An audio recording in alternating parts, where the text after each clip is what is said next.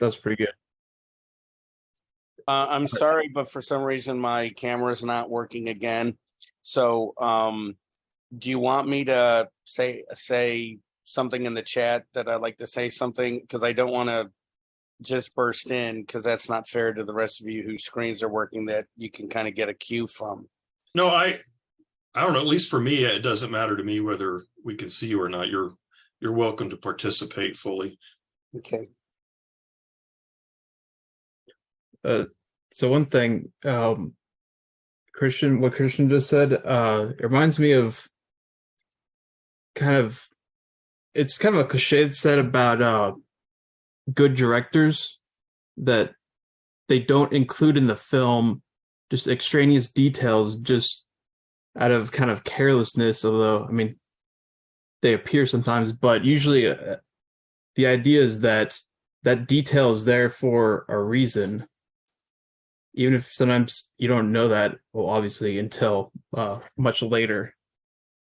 But yeah, I think Spinoza is doing something kind of like that too, in that there's things in, it's in book one or part one, part two, and you don't really know what's going on until much later, and then it starts to actually retroactively make more sense of why it's included. Yeah.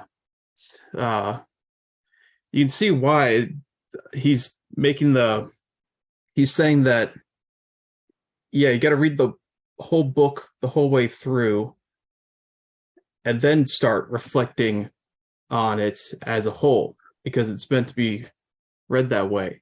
It's really one of those books that it's supposed to almost be read kind of twice over, and then why not 3 times over? You're constantly reading it.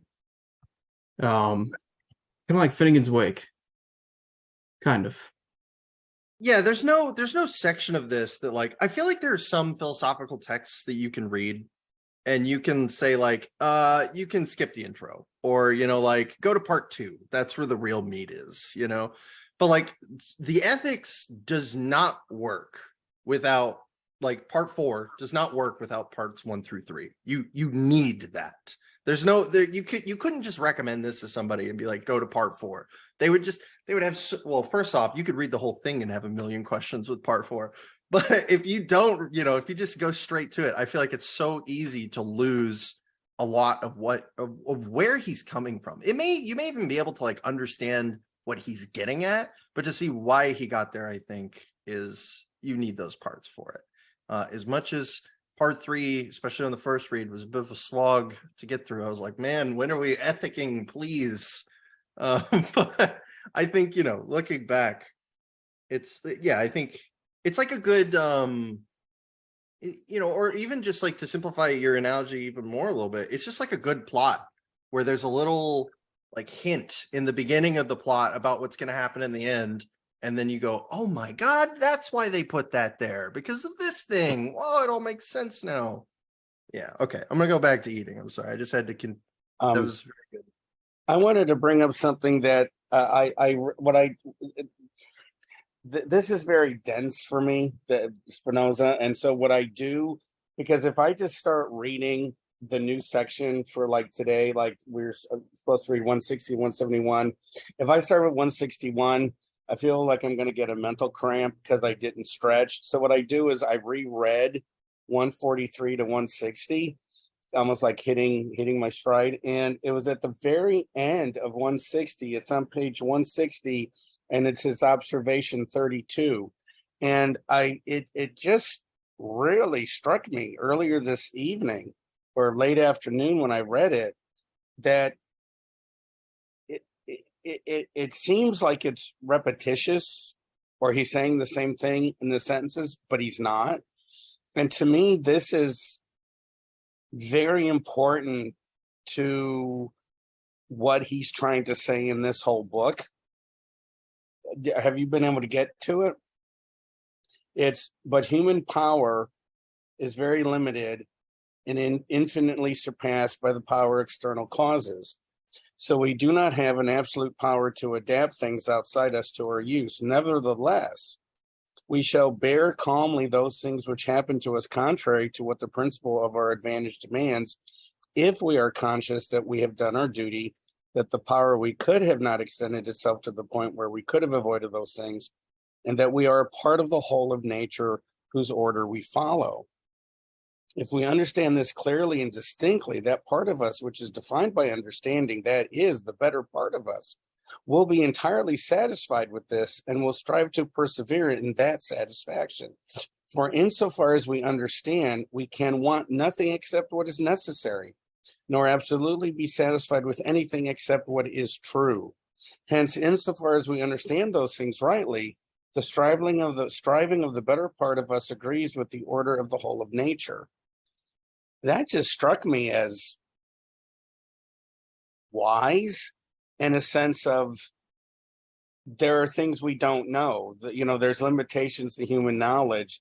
It just kind of reminded me of a less harsh stoicism.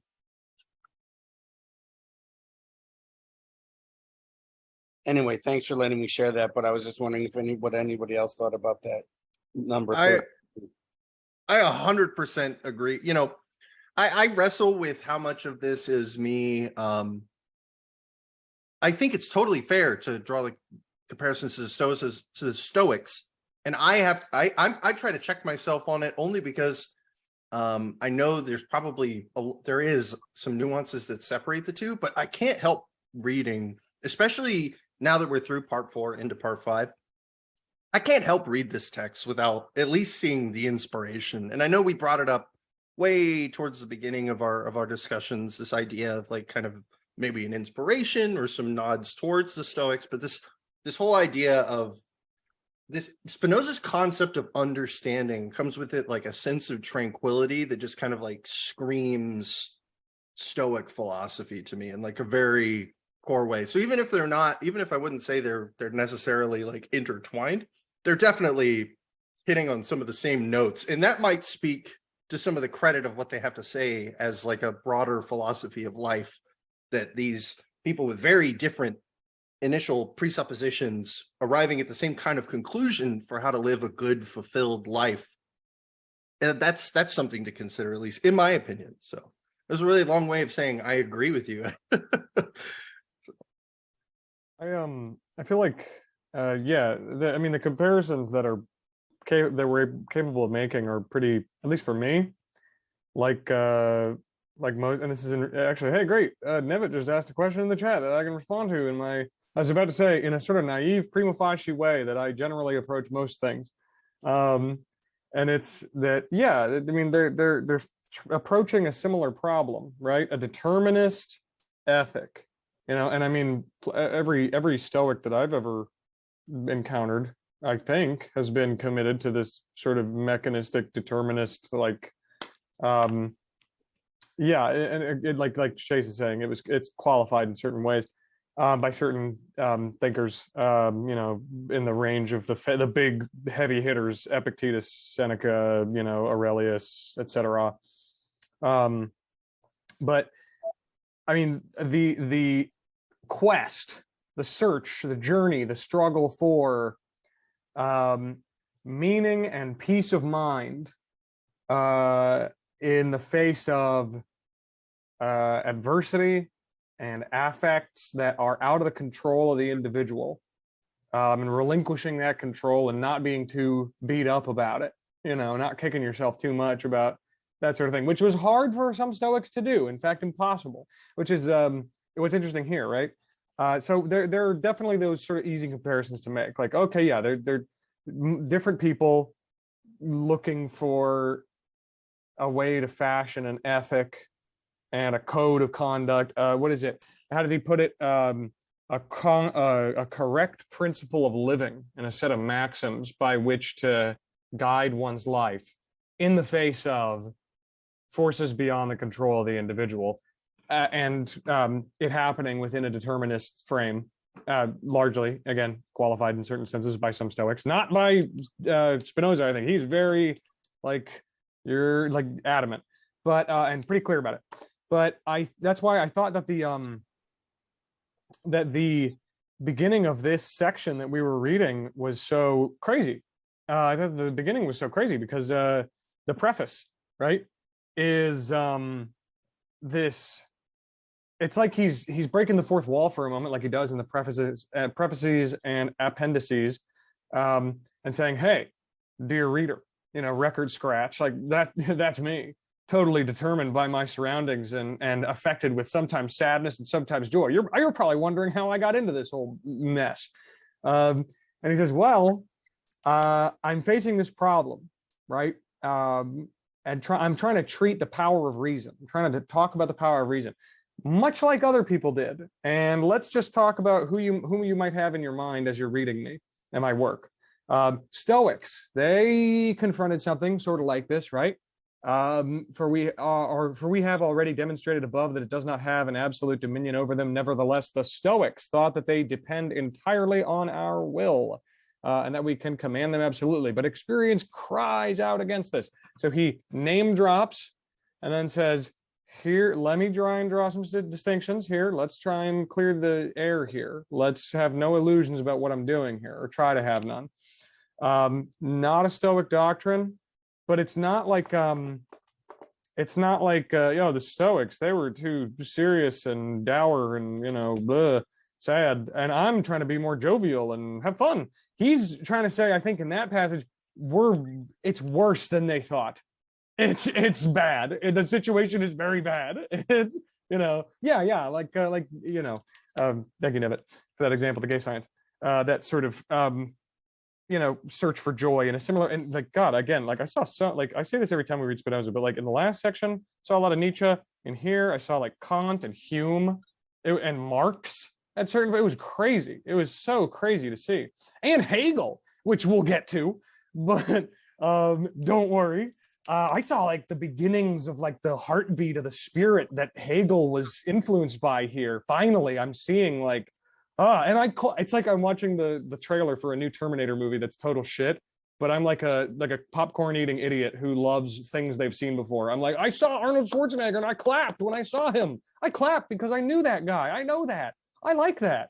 Whoa. And I saw sublation happening, and I clapped. I clapped when I saw it. I like it. Like that. That's how a little bit. But so he draws this distinction between him and the Stoics. He's like, it's worse than I think the picture that he finds often in the Stoics, which is this capacity to command absolutely the will. And he's like, look, experience in general just cries out against this. It's a little bit less absolute, the command that we might have. Or that anybody might have. And in spite of their principles, to confess that much practice and application are required to restrain and moderate them, the effects. If I remember rightly, someone tried to show this by the example of two dogs, a house dog and a hunting dog. By practice, he was able to bring blah, blah, blah. Right. He's trying to kind of set that record straight. And then he jumps to Descartes, and he's like, all right, now let's take the other heavy hitter that you might be seeing sort of the pulse of here in my work. And it felt so, for the first like 6 paragraphs of the Descartes part of the preface, it was very much like, look, Descartes was subtle and brilliant and was thinking some really weird stuff. And then he really dives into the pineal gland thing with you, and he's like, we got to address this, okay? It felt like Spinoza didn't buy it. And he was trying to be like open but sympathetic. He was like, okay, so if we take Descartes at his word, and I love him to pieces. He's a sweetie pie, and he inspired my writing, and I love his stuff. But the pineal gland thing, we gotta the elephant in the room. Let's talk about why he might not. Like, we can maybe have it's so silly, but he thought it worked this way. And from his point of view, it's not so silly. Yeah, he's a total peach. It's maybe not as silly as, if you take him at his word and you listen to the, assuming a hypothesis. Then he says, Descartes assumes a hypothesis more occult than any occult quality. And he's like, okay. On page, 162 of this edition that we have, finally, I pass over all these things he claimed about the will and its freedom, since I have already shown more than adequately that they are false. And it's like he's confronting his favorite his favorite, like it's like one of his favorites, one of the all-time greats, and he's saying, look, for everything I like about him, for the reasons stated above and those that are implied through the rest of my text, like when Chase was kind of illuminating earlier on, like the whole like sitting in a nice warm room and plugging your ears with wax and being like, oh, I'm gonna get really comfy, in this winter storm, and then I'm gonna pretend that I don't have a body, and that's gonna be a fun little thought experiment. And Spinoza's like, I find this was like a final like silver bullet to the werewolf of the shadow of Descartes over Spinoza. He was like, that's enough. We got to lay my cards on the table. I can't humor this malarkey any longer, and then he launches into this discussion of human freedom that I think is interesting, given the kind of the Stoics were more optimistic than they should have been, even though you think about sad guys and you think of the Stoics, right? Even they were a little more optimistic than was right. Descartes, I don't really know about his personality, but he seemed like he really got down to the bedrock, and he was kind of still a little optimistic about certain things, like the nature of the will and its freedom. So we got to wipe that away. So now we're down in the depths. We are in the muck. We are stuck here, and there seems to be no light left. And then he's like, okay, where better than here to start the discussion of how free we are and how awesome stuff can be, and joy and love and stuff. You know what I mean? Yeah, that's right. I doubt my pineal gland is rotted from years of abuse, from reading stupid books and filling my body with drugs and alcohol. And so maybe that's why I don't see the sense in what Descartes is coming from or getting at. But I just really like that way to set the tone for this passage. And I think that's how he responds to these, or that's how I think he tries to respond to these thoughts we're having, the comparisons that we're making or able to draw between him and prior thinkers. And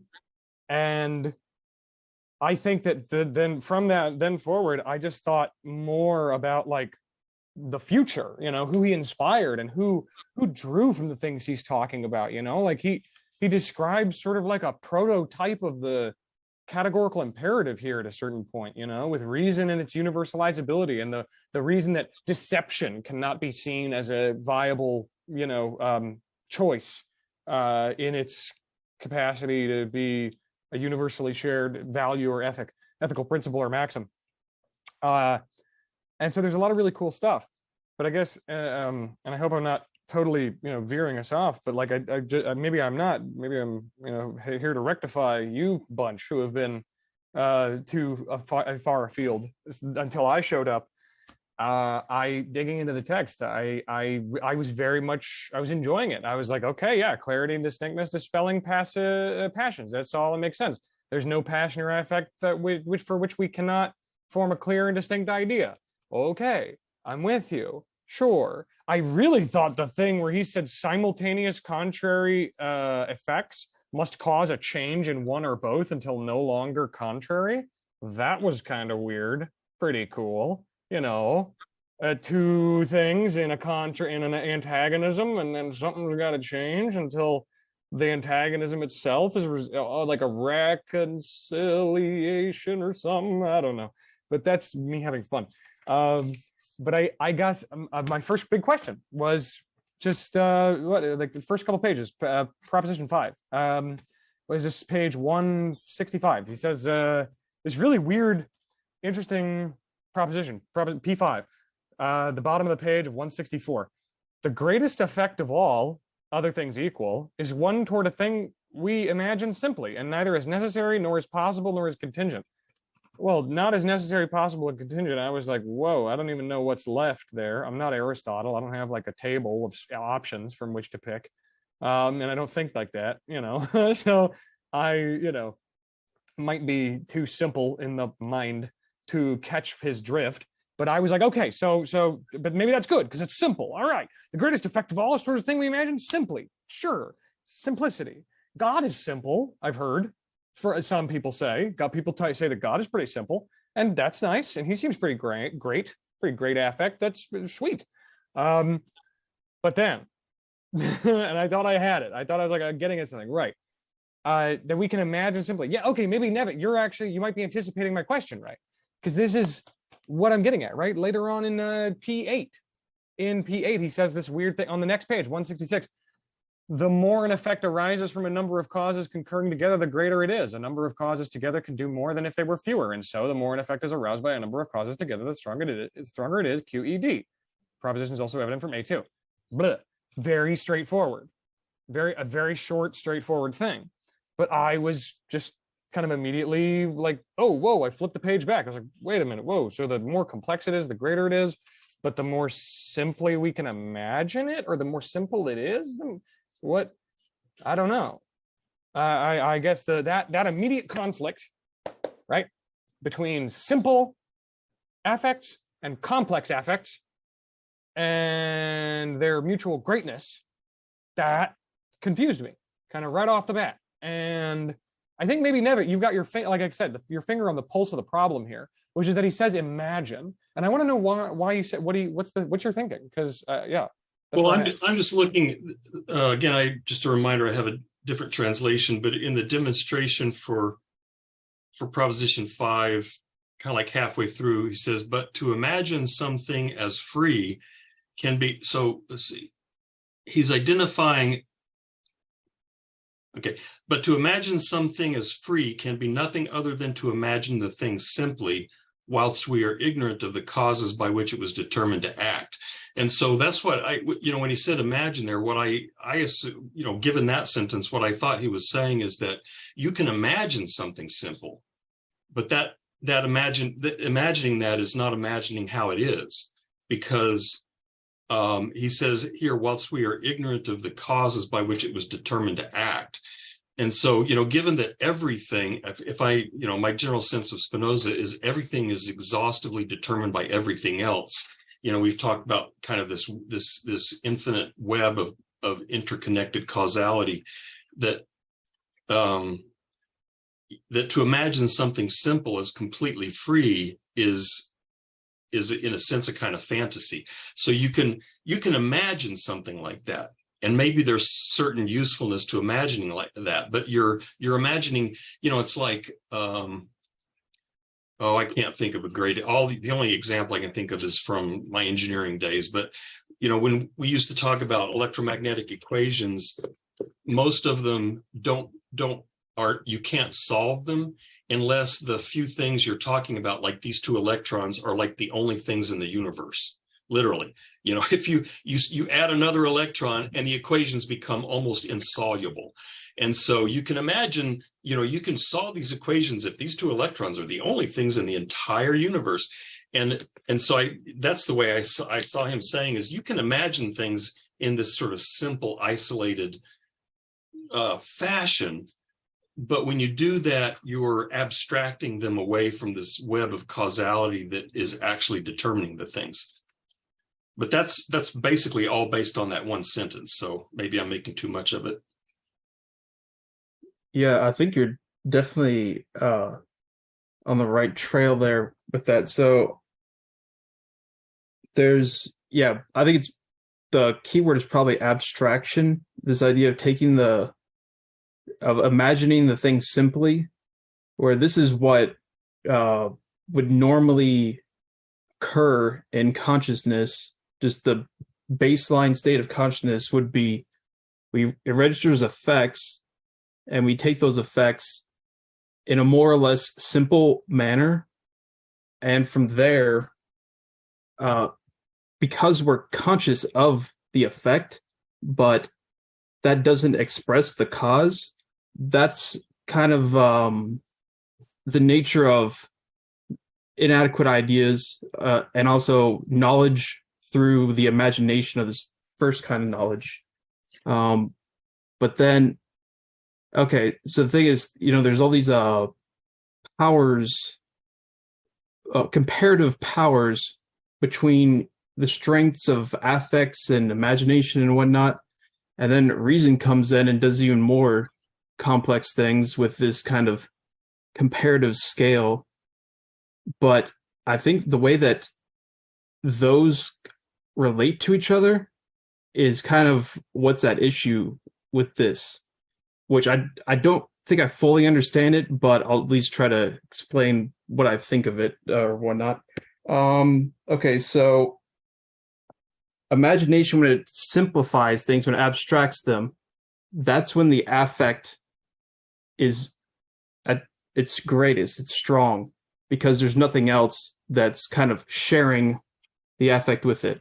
So if I have, I don't know, maybe some kind of example, I don't know. Let's say, I don't know, Hunter makes me sad. Hunter, then, okay, well, actually, that's Hunter makes me happy. Happy, Hunter gives me joy. Let's say that. Okay. So if I abstract Hunter away from everything, and I think that this is purely Hunter in his absolute freedom that has done this, that would be the strongest connected to the external idea for me, that is Hunter. So that's when the affect is at the strongest, when, according to the laws of imagination. So what the role that reason would play in this, I believe, is it kind of, instead of that abstraction, it kind of puts it back into the causal context. And so instead it would be, oh, wait, but Hunter is a determined mode. And, there's causes to Hunter doing the actions that caused me joy as well. So that, in a way, kind of makes the affect, as far as it's extended to Hunter, from my perspective, that makes it less intense, as it's kind of then spread out to other causes and whatnot. So that's what I think he's getting at with this whole idea of reason has this ability to kind of lower the strength of the passive affects and instead kind of put things back into that causal network. And that in itself, though, is another affect, and it can increase the strength of that. So it's kind of simultaneously increasing this strength of an affect that follows from an adequate idea that understands the whole kind of causal network of how the effect that I'm experiencing is actually working, or how it came about, I guess. And at the same time, it's also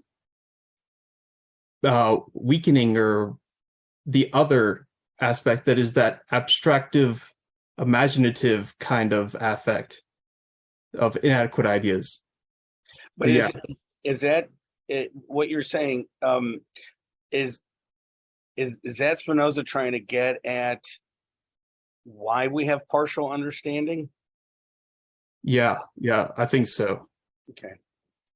Yeah, so a lot of this first part of book 5, it's very epistemological, and I think so. Part of the complexity of this book, kind of like we were talking about at the beginning, is it kind of calls on you. It really so as much as you really need to read it in a normal linear way, front to back, at the same time it also somewhat requires you to really go back and look at and kind of master, or at least somewhat internalize, some of the earlier ideas. So I didn't have time to do this, but I think it would have been very helpful to go back to some of the parts in part 2 where he's talking about the adequate ideas and common notions and whatnot, and that would have really helped. But I think that's where I think he's first really articulating that, what is this first kind of knowledge? What is imagination? What are these inadequate ideas? What exactly is wrong with them epistemologically? And then you see how that kind of naturally follows that, okay, that's connected with these affections and affects, and then the book goes on, part 3. But yeah, this is an epistemological part. I think this is it's very complex because there's so much really contracted in this pretty small section of what, I don't know, 10 pages, 11. So yeah, there's a lot that I was like, okay, I think I partially get this, but yeah, still needs another 1 or 2 or 3 readings probably, but who's got time for that? I don't know, maybe in for eternal knowledge or something, which I don't have.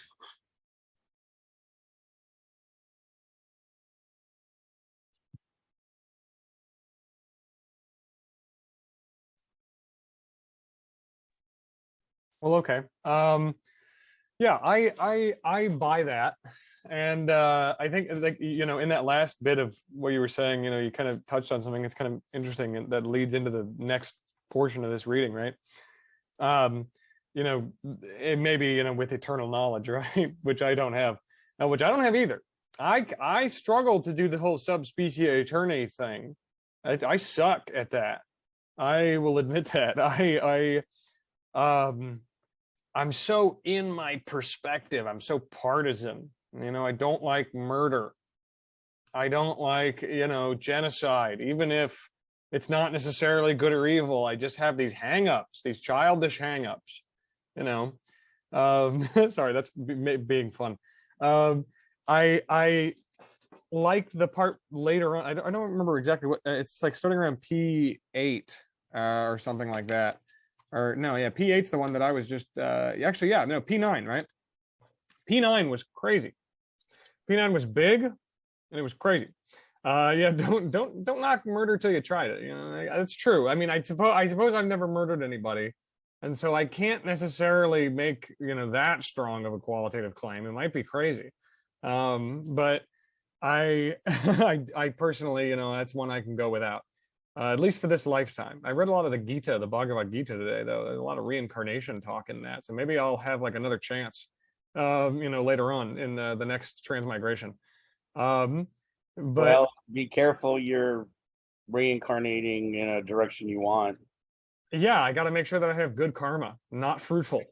Not very, I need to make, which I know Chase has talked at length to me about like karma, but it was so funny reading that. I just was underlining it, being like, dogmatic nonsense.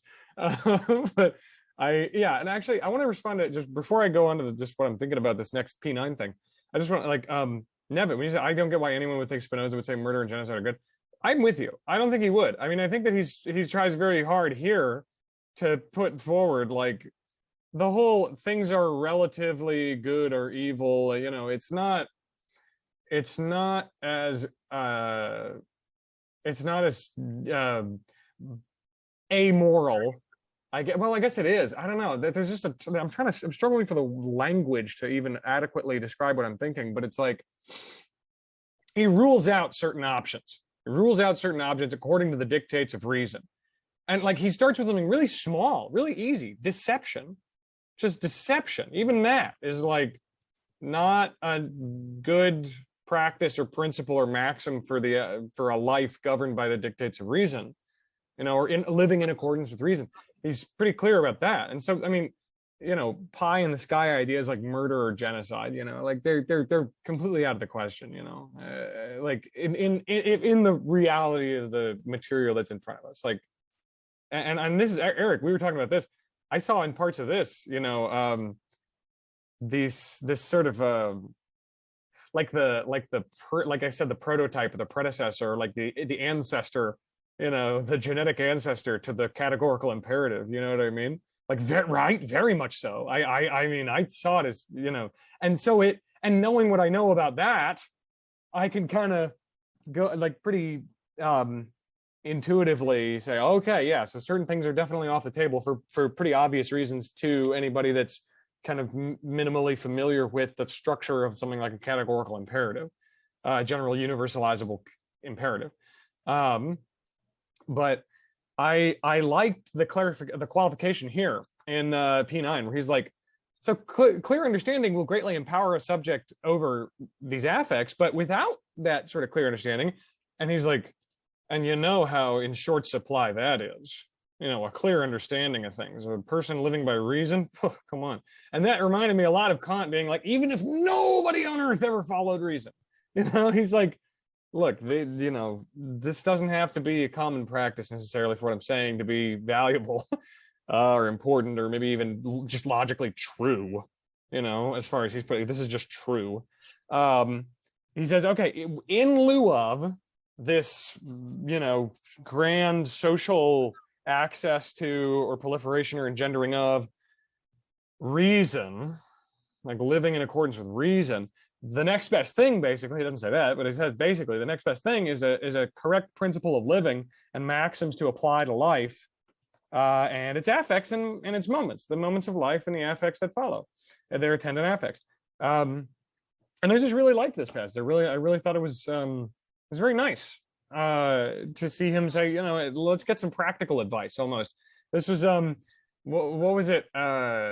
There's this lecture by Arthur Holmes where he said there's a small book by Spinoza called like On the Betterment of Understanding or something. There's some on the improvement of the understanding. There's some small Spinoza text called like On the Improvement of the Betterment of the Understanding, or you know what I mean, on the refinement or expansion of the understanding. And he was walking through an airport and he's going to a plane. He's walked through an airport bookstore to get like a magazine or some bull crap to read on the plane, and he sees this book, and it said like it was Spinoza in like an airport bookstore trash like People magazine store, and it said like How to Better Your Mind and Think More Clearly by Benedict Spinoza. It was like packaged and retitled and like sold as like a self-help, like how to sharpen your intellect kind of thing. And he was like, what a surprise. Whoever got hoodwinked into buying that, what a shock they must have been in for. It's like stuff like this. This is probably very different from their usual wheelhouse of literature. And I was like, yeah, and so it was fun to me to see here this kind of rejoinder, this small foray by Spinoza into some practical life advice. Some practical life advice that also follows within the logical principles that he's laying out. Like it's easier and better to redirect your feelings toward joy, right? Rather than to vanquish these feelings or affects in yourself, or attempt to vanquish them in a passionate sadness or hatred, etc. And an example, right, was like it was like a good example is like, let's say somebody's greedy or ambitious or something. You know, they could self-flagellate and say like, I hate myself. I wish I wasn't so passionate or ambitious or greedy. Oh, I hate myself. This despondency and whatever, right? He's like, that's not as productive and is not as in line with the you know, accords of reason and so on. Then let's say somebody's saying, reconsidering how their greed or ambition could be employed for a different, better end or aim. You know what I mean?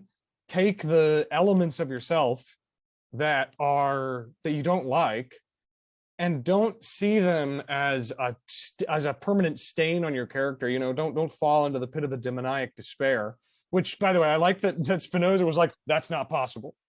Demonic despair, stupid. I mean, not really. He was like, you know, it would come from a place of a confused idea. You can't really hate God, you know. Come on, he's have you seen him? But you know, what's not to like? I liked this approach toward these affects and towards these parts of the character of the individual, and it reminded me of Hegel. This, I guess, it's a really good way to give a sort of stupid example. I mean, like, you know, like a freshman, you know, not stupid in the sense that it's like really, you know, not worthy of intellectual discussion or consideration, but like it's a very immediate example of how somebody could explain, like, okay, why did Hegel not like the idea of a beautiful soul, of having like a beautiful soul, being like a beautiful souled romantic person, you know, who's trying to expunge all the nastiness out of themselves and and live, this like this God that I am, that's a Walt Whitman poem. Why was Hegel so focused on forgiveness rather than rectification or virtue? Right? Like where does that come from?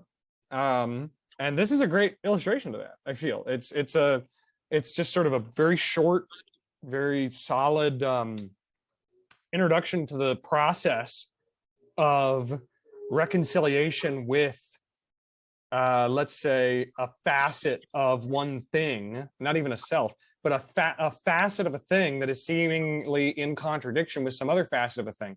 Like an individual who feels shame because they wish to live a moral life, but see themselves, or a moral or righteous or reasonable life, but see themselves acting unreasonably or immorally or incorrectly. It's not about killing that part of yourself. Reconciliation and forgiveness, and this is even in Hegel, and this is why I'm saying like seems like I'm starting to see how Spinoza just left such a permanent or semi-permanent like mark on the Western intellectual community for centuries following his life and work. I mean, no, people don't really. I mean, certain people talk about Spinoza. We're doing it right now, and I'm a member of the intellectual community, so I mean, it's still there. But certain people I think would say, "Oh yes," but just mostly like they do most of the people that we're interested in. Is like, who's that? We're like, "Oh, that guy." Whatever. I don't care about that. I care about the hand waving problem and epistemic closure and like stuff like that I'm not as interested in. But this illustration that reconciliation is not about the vanquishing of a foe or the annulment of a principle. It's forgiveness and the I'd say redirection of what seems like a failure. This is, put it in Zizek's terms. It's not about finding the right path every time and everything always naturally falling into the right path and everything naturally progressing towards greater and greater perfection. It's about confronting breakdown, collapse, and failure and reorienting on the fly, reorienting in order to readdress the failure as not so much a failure as actually potentially a hidden victory. You know what I mean? A new opportunity for something different, and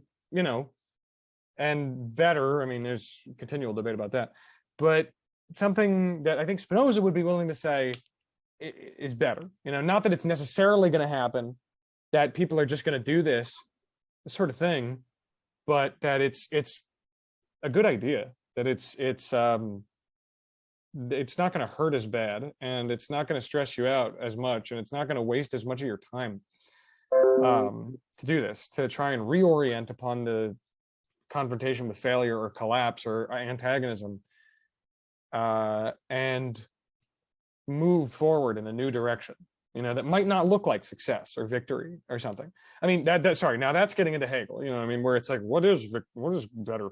But Spinoza's more on this path. I just saw a lot of things like that, a lot of small, interesting moments like that, where I think that Spinoza was really, it was like the OG on certain ideas, was really laying the groundwork for some really cool stuff, which I didn't see in the last, however long we've been reading this book. I mean, I've seen bits and pieces throughout the text, but it just makes me think about how my perspective has changed over time of reading the book. The affect of sadness and my idea of the external cause being Spinoza and his book that everybody seems to like, and everybody being the external cause of my sadness, connected to this book, telling me I need to read it because that's what smart people do, and it making me sad and despondent, and it started to, over the last like 3 or 4 weeks, it's affecting me less and less with that sadness and more with this, I don't know if joy is the right word, but something, and maybe that's the Hegel in me talking, not necessarily joy or better, but I'm redirecting my failure, my ineptitude, into finding something really worthwhile here. So I'm just saying, I guess, actually, yeah, just to be straight, I really liked it. I really liked this reading. I really liked, but then those are like the last of my like big thoughts. Because like the rest of it is like all about the God thing and like the whole love of God and like how God doesn't love you And I was like, that, yeah, like that's awesome. Like, sweet. I thought that was awesome. And that's not a great intellectual like insight, is that part was awesome. Wow. Like, but that's how I felt about the last bit. I just really liked it, you know. I don't know if anybody else saw other moments like that in the text, you know. Yeah, I'd say I loved that part about God not loving us. That was wonderful. So I've only read the kind of summaries or secondary sources of the last part, so it'll be new to me as well for next week. But from what I've gathered, it gets more complicated with the God loving thing, because so when we love God, that is because we participate in God loving himself or itself. God should not have a gender, in my opinion, but even like especially Spinoza's. But then God loving itself would then be also include, because it's an immanent system of expression, loving us. So in a way, God, I think, does kind of love us, but I'm not sure exactly how that works. We'll have to postpone that until next week, I guess. But Real quickly, the way you set that up, God doesn't really love us. God loves us insofar as we are already expressions of him or her, but whatever, right? That sounds like a narcissistic parent. yeah, which is, I think there's kind of a Aristotelian kind of thing going on with Spinoza's God. So if you know Aristotle's idea of God, you know, it's the thinker that thinks the thought of himself. It's very masturbatory, and I've always liked ideas of God that are kind of like that. You know, the Egyptians have a creation myth where God masturbated, and that is what brought the world into existence. I think I really like that idea. I'll just say that. But yeah, Hunter, that when you said that brings me joy.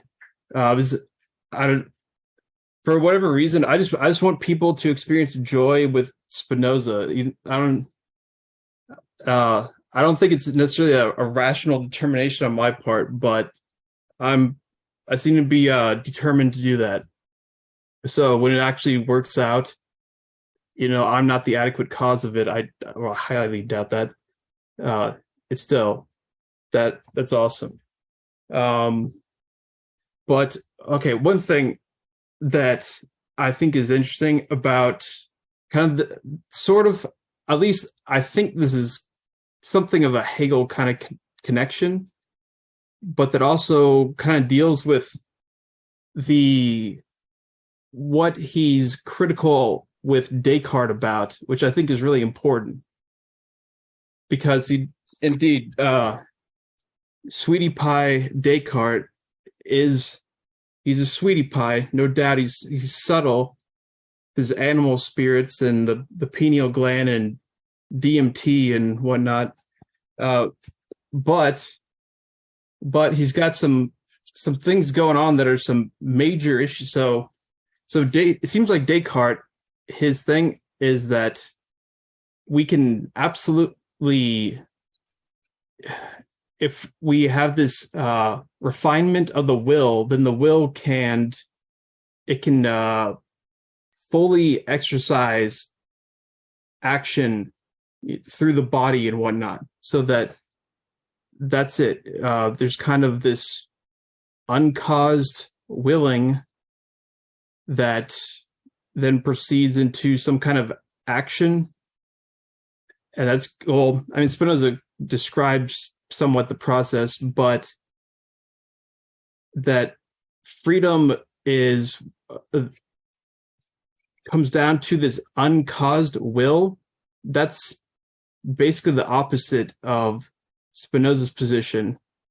And I think from page 1 has been one of the main enemies that Spinoza's been arguing against the entire time, is this idea that freedom is connected to the will, and that it has to come down to something being uncaused or undetermined. So I think that connects with Hegel in that, if I remember correctly, I believe Hegel says that freedom and determination are not, they are only apparently, a contradiction, but that ultimately that contradiction is sublated. And you can see that, in fact, freedom and determination can, I'm not sure, coexist or something like that. So I don't know. I don't even know if that's accurate, but it seems interesting that where Spinoza would at least possibly connect with Hegel is also where he would really disagree with Descartes. And then there's also some interesting resonances with Schopenhauer, but I guess we'll have to wait till we get there. Also there's, okay, just throw in another possible resonance. With Kant too, there's this, the will is connected with, ethics and whatnot, but that is connected also with some kind of a will that is undetermined, at least in terms of kind of empirical causality. So I'm not exactly how it connects with Spinoza. And in fact, okay, I would say that this is somewhat of a digression, which I mean, sometimes I make digressions, but trying to translate Spinoza into Kantian and Kantian into Spinozan is quite difficult. I'm finding it difficult to do, even though I need to be able to do that for my thesis, and that's why it's so difficult, because I don't really know that much about Kant. But yeah, it's difficult. That's it. All right, the end. That's it. We're done. Yeah, I guess before just a really brief thing for me. I mean, yeah, I mean, you're right about I mean, I at this point, yeah, it's so crazy. Like I used to get in such bitter disagreements with like close friends about, like, I have this friend who's really into like natural science and is going to school for that. And I was really into Jean-Paul Sartre, and I was like, you're fucking wrong about freedom. I am condemned to be free. And I would, I had just read, Nausea, and I was thinking about, like, these other Sartre stories where, like, I could throw my hand onto a nail. Isn't that free? Come on, and it's just like, okay. Like, and my friend was just like, I don't know. That seems weird. I don't know what you're talking about, man. And I just thought, you don't get it, man. But after, at this point in my life, yeah, I see Hegel's position, as thoroughly compatibilist, but in a certain kind of way. Like, you're right that, to say that freedom and determinism for him are not mutually exclusive. But then also, just as a brief thing, he disagrees with Descartes for totally different reasons. I guess maybe ultimately the same reason, in a sense. But his big beef with Descartes, it seemed, was Descartes didn't go far enough in digging. He was digging. It's like 99% of gamblers quit right before they make it big. Descartes quit right before he hit it. Yeah, I know. Right. It's like Descartes was digging and he dug so deep and it was great. And then, oh, come on, what the hell, dude? Like you stopped right before we got to the good part. When you said, I think, therefore I am. Okay, what's the next question?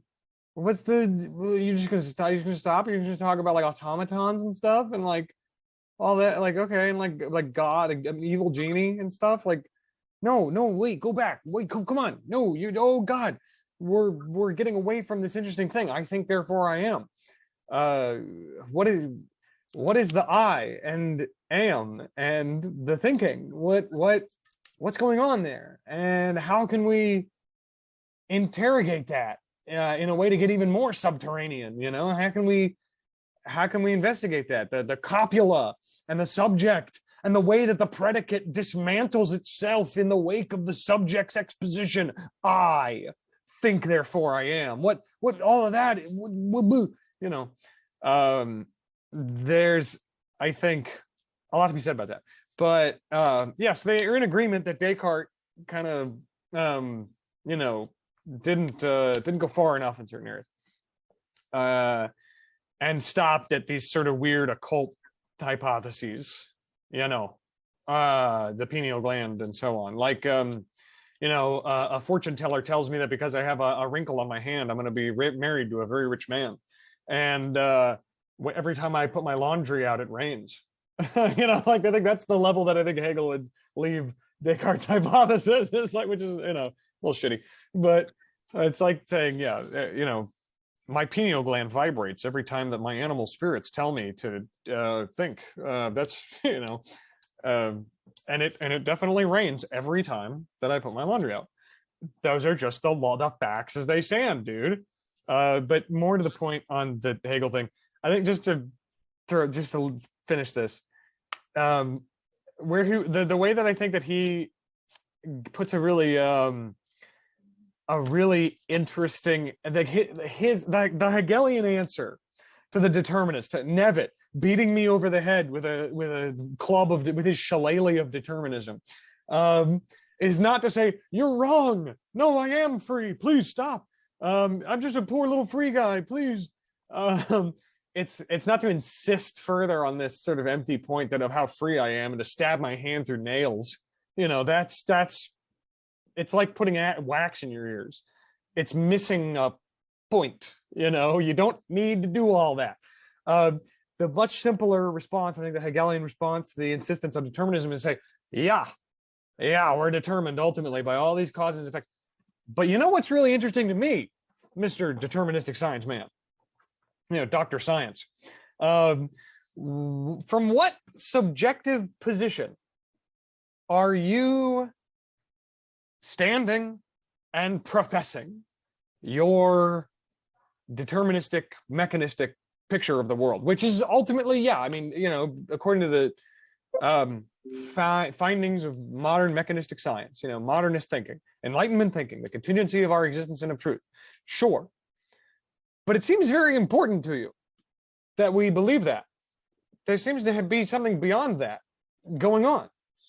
It's something that might have some reflection on, like I said, your partisan commitments, your relationship to ethics, your belief about X, your belief about Y. There's something going on. Right, sure, a conceptual persona, Mr. Dr. Deterministic Science Man. And sure, I guess maybe, and this is, Zizek has this funny thing to say about Deleuze. He's like, Deleuze was interesting because he didn't even know he was Hegelian. That was the best part about him, is that he had no idea that he was a Hegelian, actually. And I guess maybe one point of connection there is like, yeah, Deleuze would say, yeah, there's this conceptual persona, right, of like the position from which the individual brings forth their gospel of determinism and the meaninglessness of it all, or the virtue in finding our own meaning, or blah, blah, blah, blah, blah.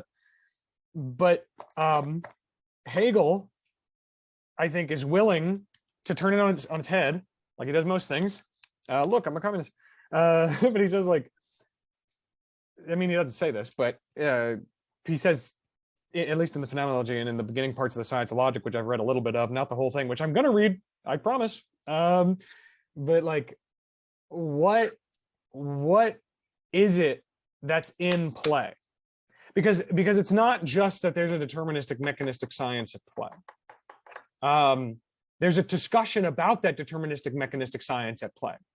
There's a community between two subjects interlocking and interpolated by this deterministic mechanistic frame, this subspecia aeterni perspective.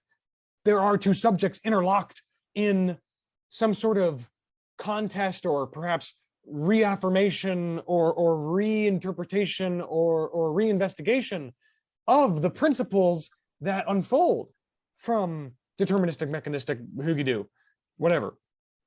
And yeah, I don't know if there's a Hegelian subject in the philosophy, but actually that's a very interesting question, because I mean, I think that Hegel would say yeah, there is. It's all of them. It's every subject, because I'm right. I think that's what.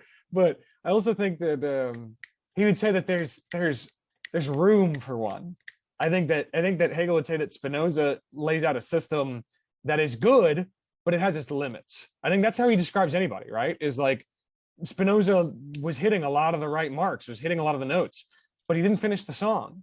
You know, the problem with Spinoza for Hegel is that there are internal limitations implied in the structure of the system that is being described or fashioned, right, by Spinoza, that cause or give rise to his ultimate disagreement. And yeah, I think the reason that Hegel would be critical of Spinoza for a lack of a subject is not necessarily because there's subjects, dude. And how, if I'm not a subject, then how come I feel all weird all the time and I can stab my hand through nails? I think that his reasoning for criticizing Spinoza for lack of a subject is that he would look around and say, there are all these subjects. There are all these subjects, and yeah, they might ultimately be determined in this perspective, but what are the other perspectives at play? Why is it that people are so doggedly committed to things like the freedom of their spirit and fighting against, like Leibniz, you know, I'm not going to have this mechanism. And certain people would say that Leibniz's commitments were mostly political. You know, he's tried to find a nice philosophical system in order to unite Europe.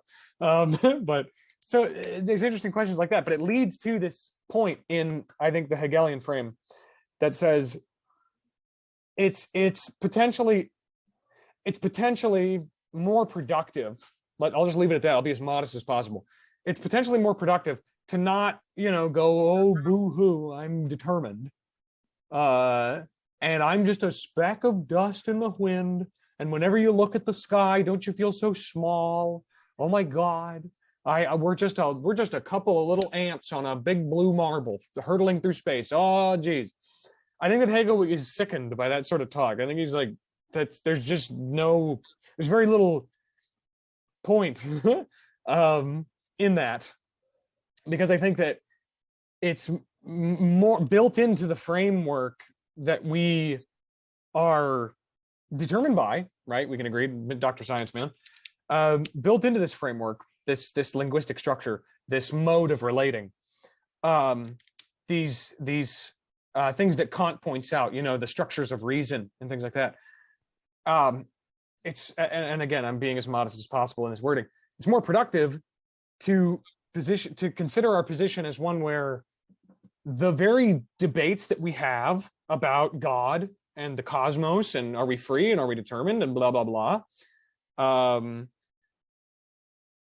well, I think Nevitt, I think you're right. He's not depressed, angry, sad, or worried about it, but I think that he has zero negative affect about determinism. Zero. Yes. And you characterized it as, you know, and that's true for many of us. You know, we are upset about determinism. He's not right. At all just upset about determinism, not in the least.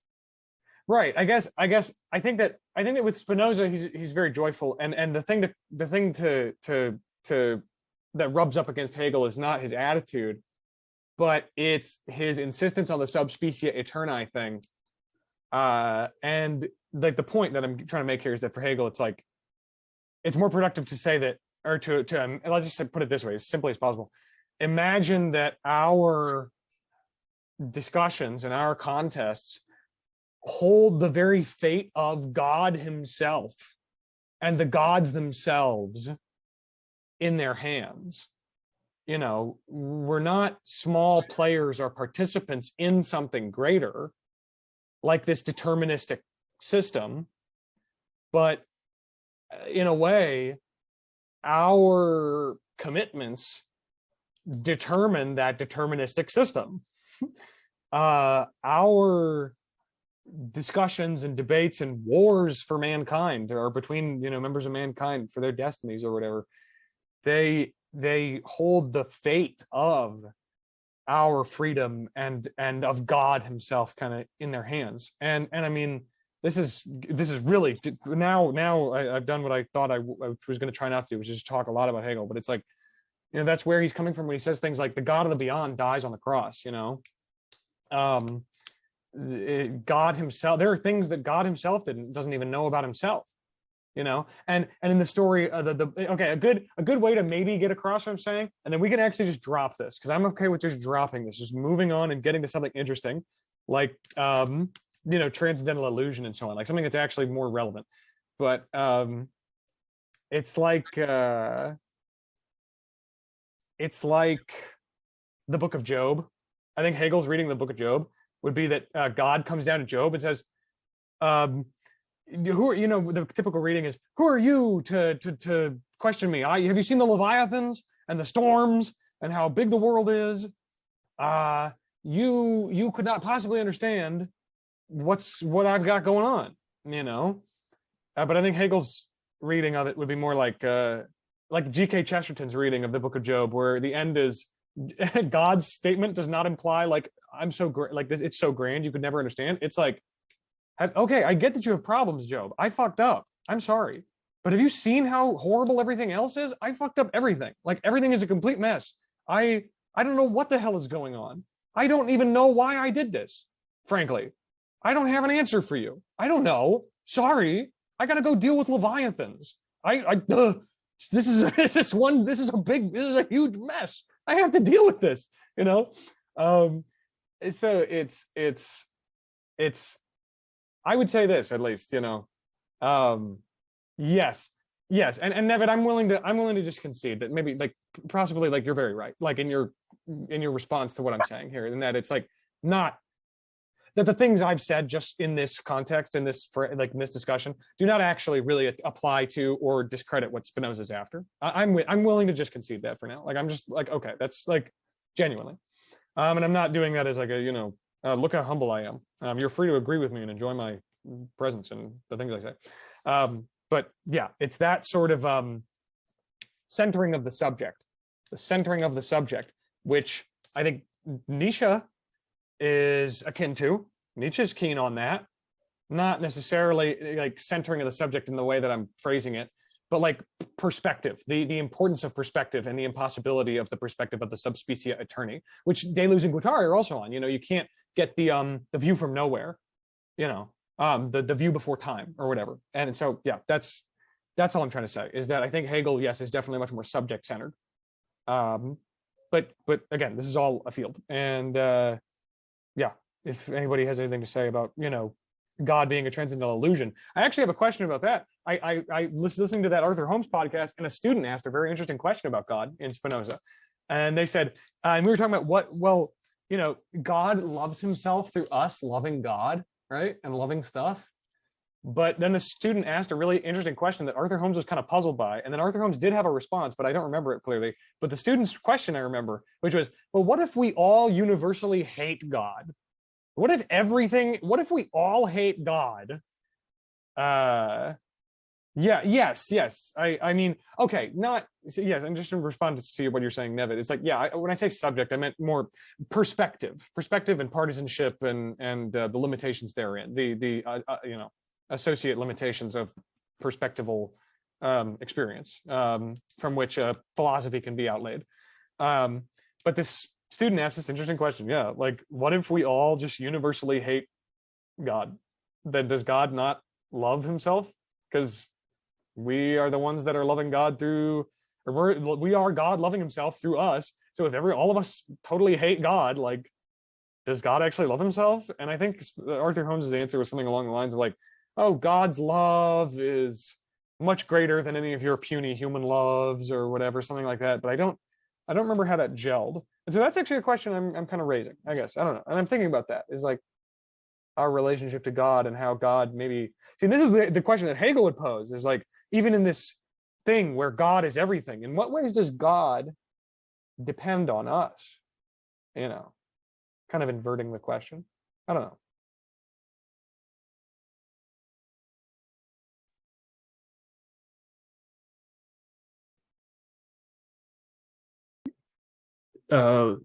If no one else has anything to, I can. So, so the very last thing you said, that kind of struck my spidey sense for questions, I guess. And okay, how does God depend on us? I think that's a very interesting and difficult question. And this is actually something that Deleuze is critical of Spinoza about, which doesn't happen very often. But that's that. Okay, this is basic question of substance and modes. So, substance, what is it? It's self-caused substance. Its essence involves existence. What does this entail?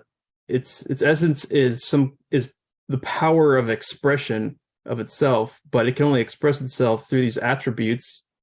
These attributes are what explain substance.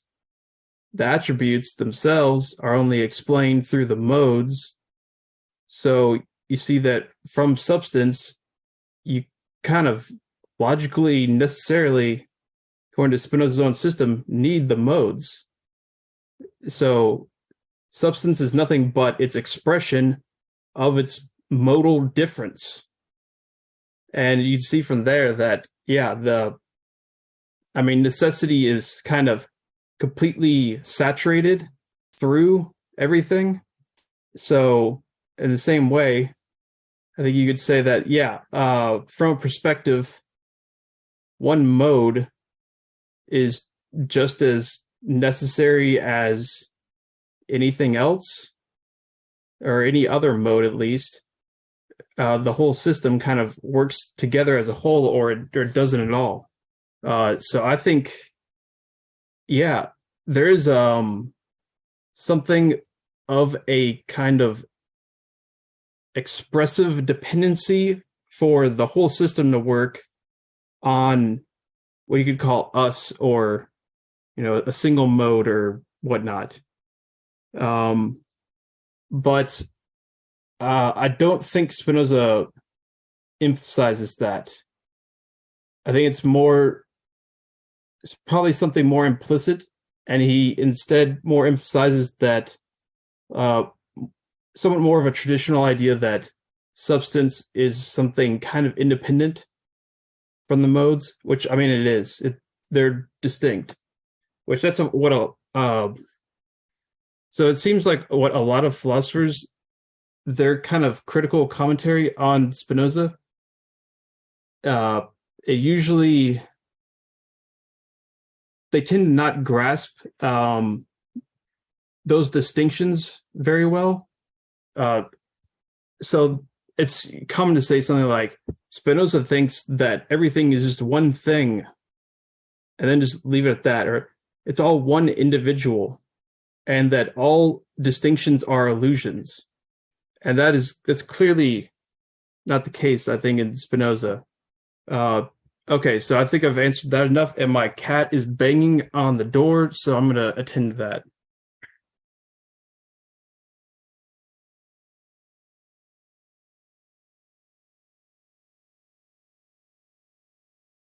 He just left, but isn't there like an interesting conversation even today about whether like whether there are such things as like parts of a whole or whatever. Like I definitely I could see where I don't hold this view. I'm more so just playing devil's advocate than anything. But like if that was to be the critique, that like that there is only this one thing, God, and everything else is kind of like an illusion of that. I mean, it would seem to, I guess you could use that kind of like, you would have to reject a lot of other things that I think most people commonly associate with being okay, like compartmentalizing out basically everything from the universe. But I don't know. I mean, that's interesting though, that would be their, like, when you say that this is like a common critique, is this like a pretty unified stance that some people have against Spinoza, or is it just like a couple of people who? So there, in a way, there is. So a lot of it is, I would say, people that don't. I mean, just to put it bluntly, people that basically don't understand Spinoza, their criticism of him. But then there is a more sophisticated. It's not so much a critique as an interpretation that certain Spinoza scholars that I think is maybe not the most prominent. I'm not sure, but this is okay. So Spinoza scholars, they disagree on a lot of things. One of the things that is most controversial, well, I think really it's actually the very last part that we're going to read next week is the most debated for reasons that usually Spinoza's blamed for more than the scholar's interpretation. But the other thing is the interpretation of the attributes and also the role of the intellect in the attributes. So that this seems like an obscure kind of thing, but this is one of the major points of kind of like, what side are you on? So there's one side that's saying that, okay, so what's the definition of an attribute? Let's see, I've got it on my wall right here. 4. Oh, sorry, I thought my cat was coming through the door. Okay, by attribute, I mean that which the intellect perceives as constituting the essence of substance. So that's a different translation than what we're using, but the fact that, okay, the intellect perceives as constituting the essence of substance. So the role of the intellect in the attribute and what that means then for the attributes, that's the crux of the debate. And there's one side that says, okay, it's the intellect just kind of, can have an adequate grasp of attributes in this way that, okay, yeah, I mean, we can't read the ethics to kind of understand it, but that the attributes themselves are real distinctions. Wait, actually, is that okay? So by real distinction, it's a formal distinction, but not a numerical distinction. So there are no numerical distinctions for Spinoza, except well, actually, I think modal distinctions can be numerical, meaning that they're just like truly different entities in at least some aspect. But what exactly is the distinction of attributes? Are they real or are they illusory? Because that's kind of one idea, is that in fact it's just kind of like human minds that have this illusory distinction going on with the attributes, and that is that's why they're there. I don't know. It doesn't make much sense to me, but this is usually considered the subjective interpretation of the attributes. I really don't know how prominent this is, but I know it's one thing that is very much debated but also there's the whole aspect of the role, the intellect, and all this that kind of goes somewhat even more of a digression. But I'll leave it at that. Yeah, that is interesting. I mean, I feel like, I don't know, this is a totally, I'm not a Spinoza scholar, but I feel like the tone of the rest of the book doesn't really lean towards like a subjectivist perspective on like how human intellect engages with God, right? But I mean, I guess it's always, possible. More background reading to do, I suppose. But yeah, I mean, at least I wouldn't, I don't typically associate people who view subjective interpretations of reality, no matter how nuanced those are, with talking about the necessity with the necessary causes and effects that create this world that we're talking about in the book. But maybe it's a subjective necessary. I don't know. Seems kind of, I agree. It seems kind of weird on first glance, but maybe there's more to it.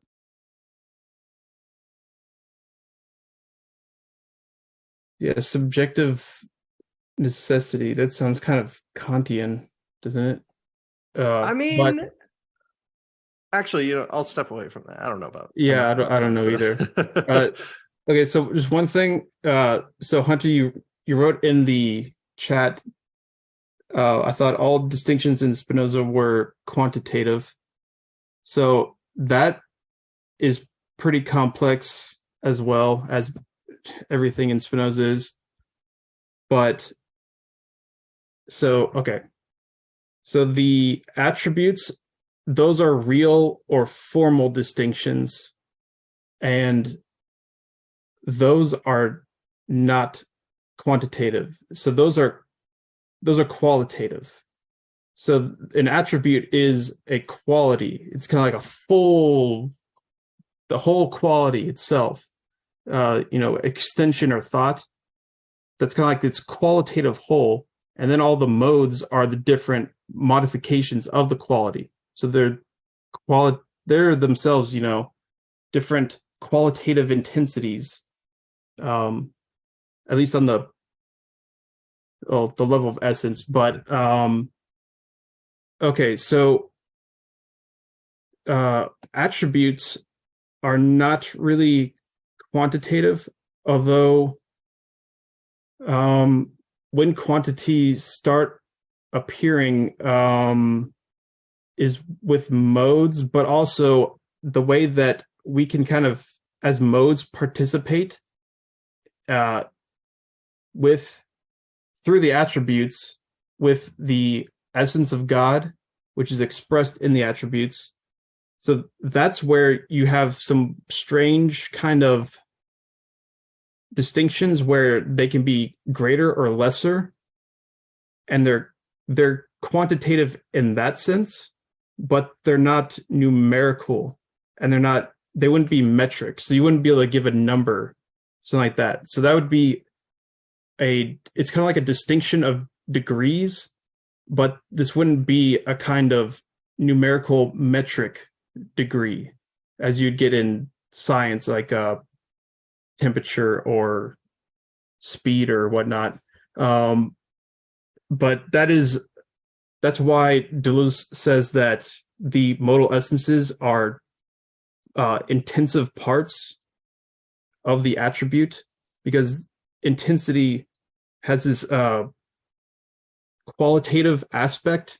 There's qualitative distinction going on, but yet they can be quantitatively more or less than others, if that makes any sense.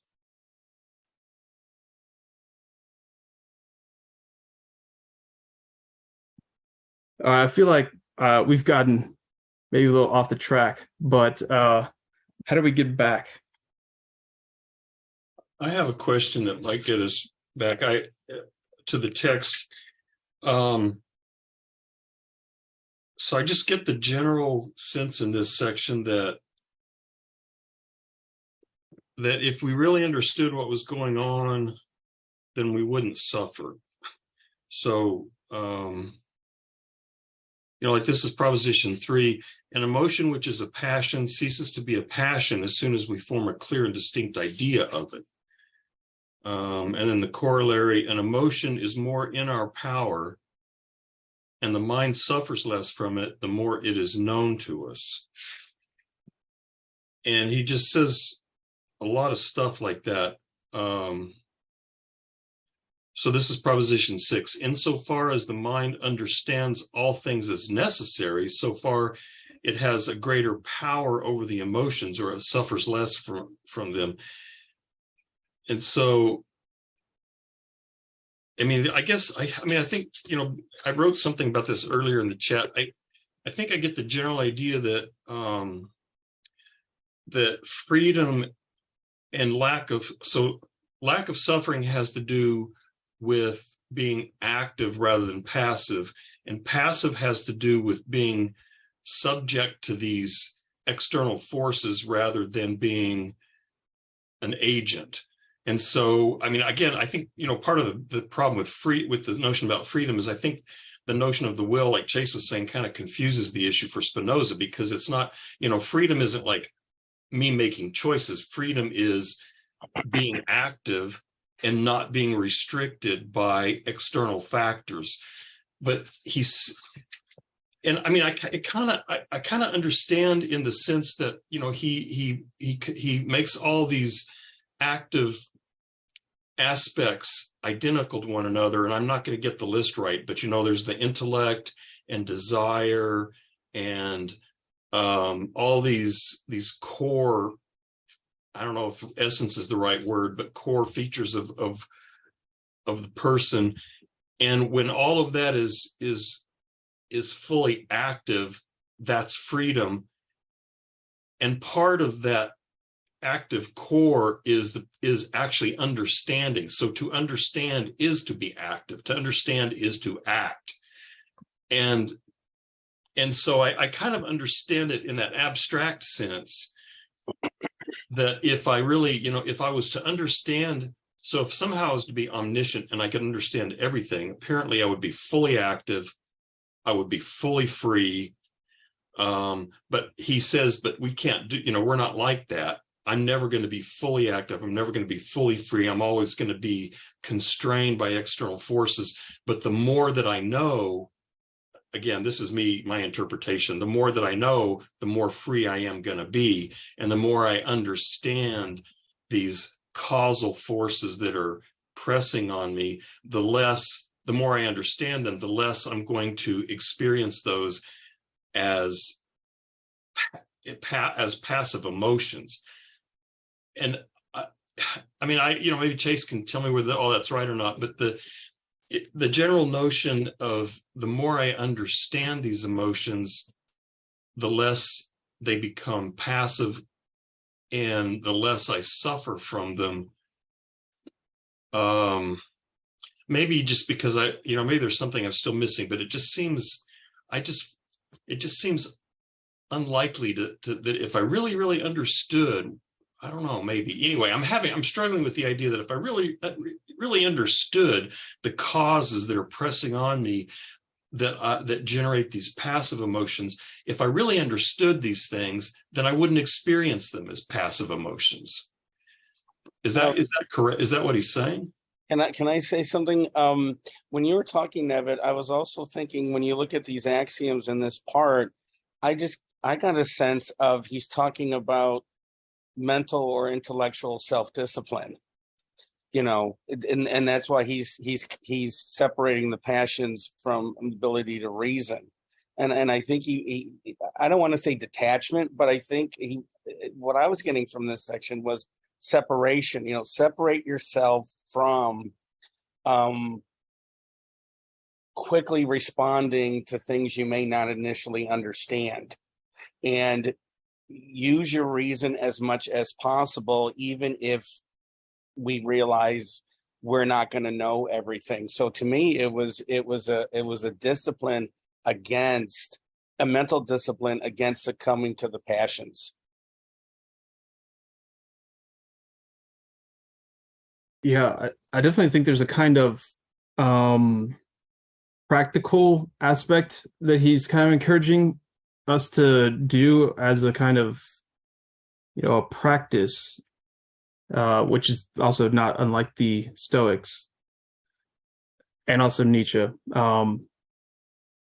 But let's see. So I think, so Nevin, I think you're generally, as far as what you're saying, I think that's generally correct.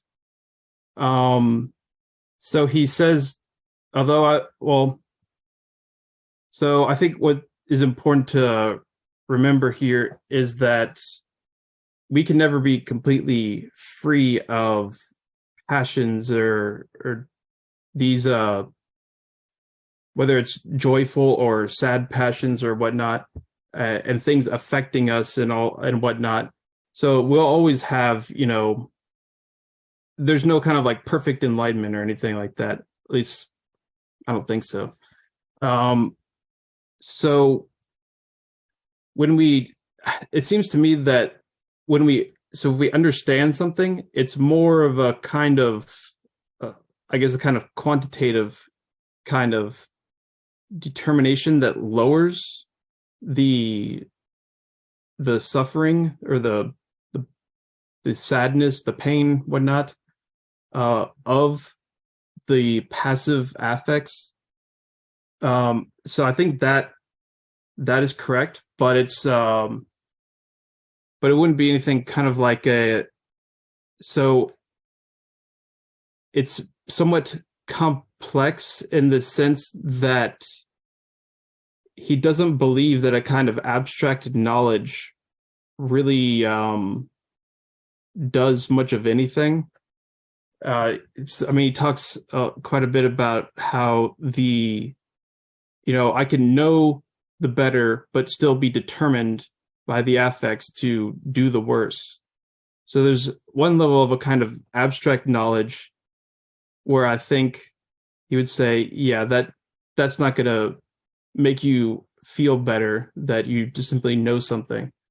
But so the kind of knowledge that he's talking about as something that would kind of transmute the passive affects into active ones, it seems like because of that, it has to be something kind of more, I would say substantial, but that's close to a technical term for Spinoza. So it's kind of a more integrated or deeper kind of form of knowledge, because I think it works with, if you think about it, working with us on a more kind of bodily level, or also with the ideas that actually compose us also on a deeper level. I think that's kind of what he's getting at.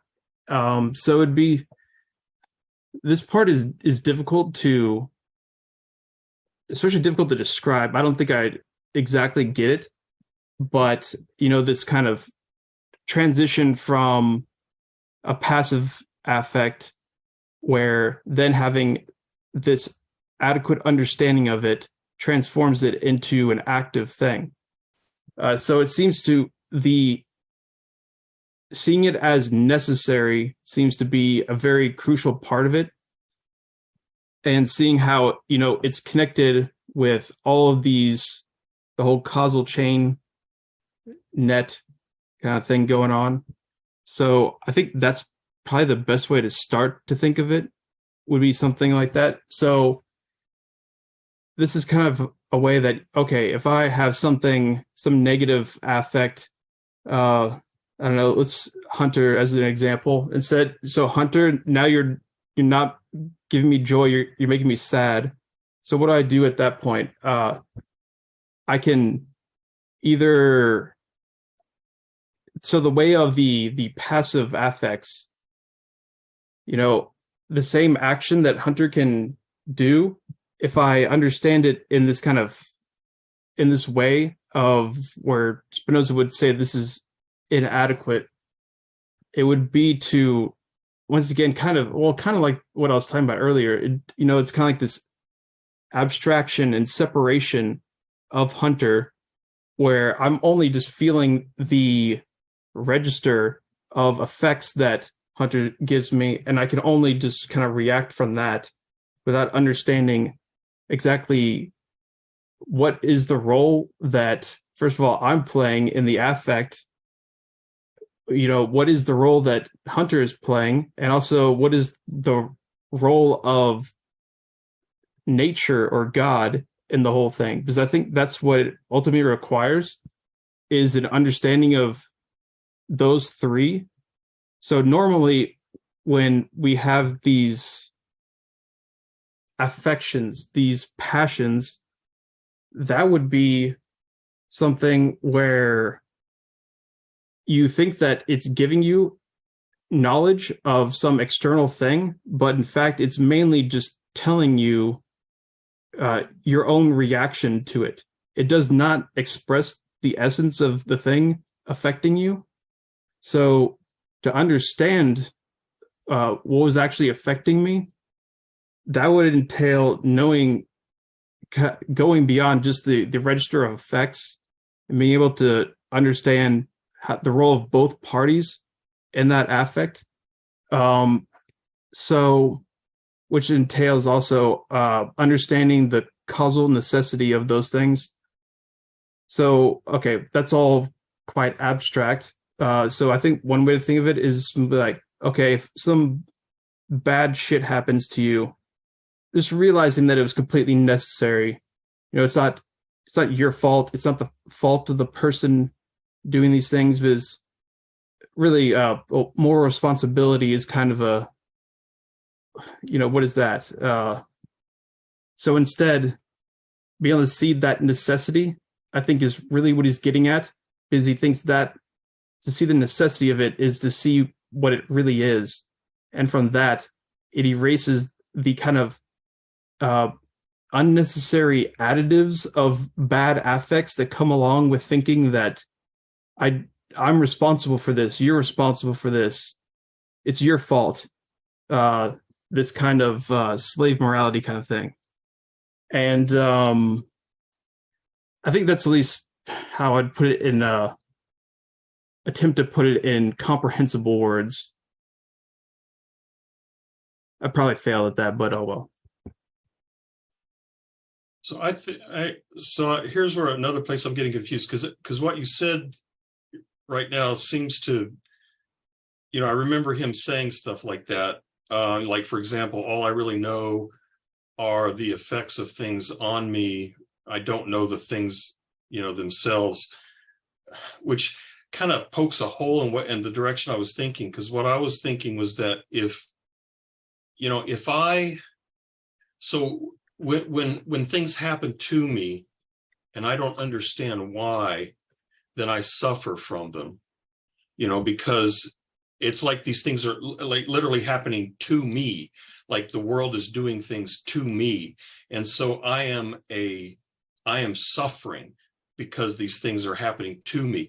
But if I understand why they're happening, and I understand what the causes were that produced those things, then in a sense I can integrate those into my own understanding of things, and then in a sense I become not exactly the master of them, but I no longer feel subject to external forces. I feel now I can comprehend what's going on. This kind of makes sense. I get it now. And that I thought what he was saying is then to understand, to have an adequate idea of these causes, was to be able to make sense of them and understand what's going on. And in that way, become not exactly the master of them, but experience them in an active way rather than as being merely subject to them, suffering from them. But that kind of language that I just used seems to be in tension with this idea that I can't really know what those causes are. All I know is that the stuff is hammering on me, and that's all I know is this sort of passive effect that I'm experiencing. So those two ideas don't seem to fit together.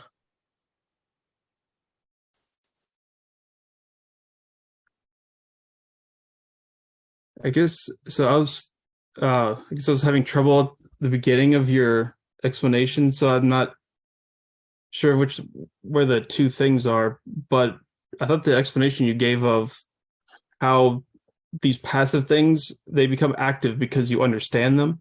I think that's definitely basically what he understands it as these active affects and whatnot. So I guess my confusion is that makes sense to me in that if I, so that if I really understood what was happening, I can kind of integrate that understanding into my knowledge. I can understand it. So I kind of, in that sense, experience myself more as an agent rather than as something as a subject that's being beat up on. But where the tension was is, you said, if I understood you correctly, which seems to recall things I heard him say earlier, is that I never actually know those causes really.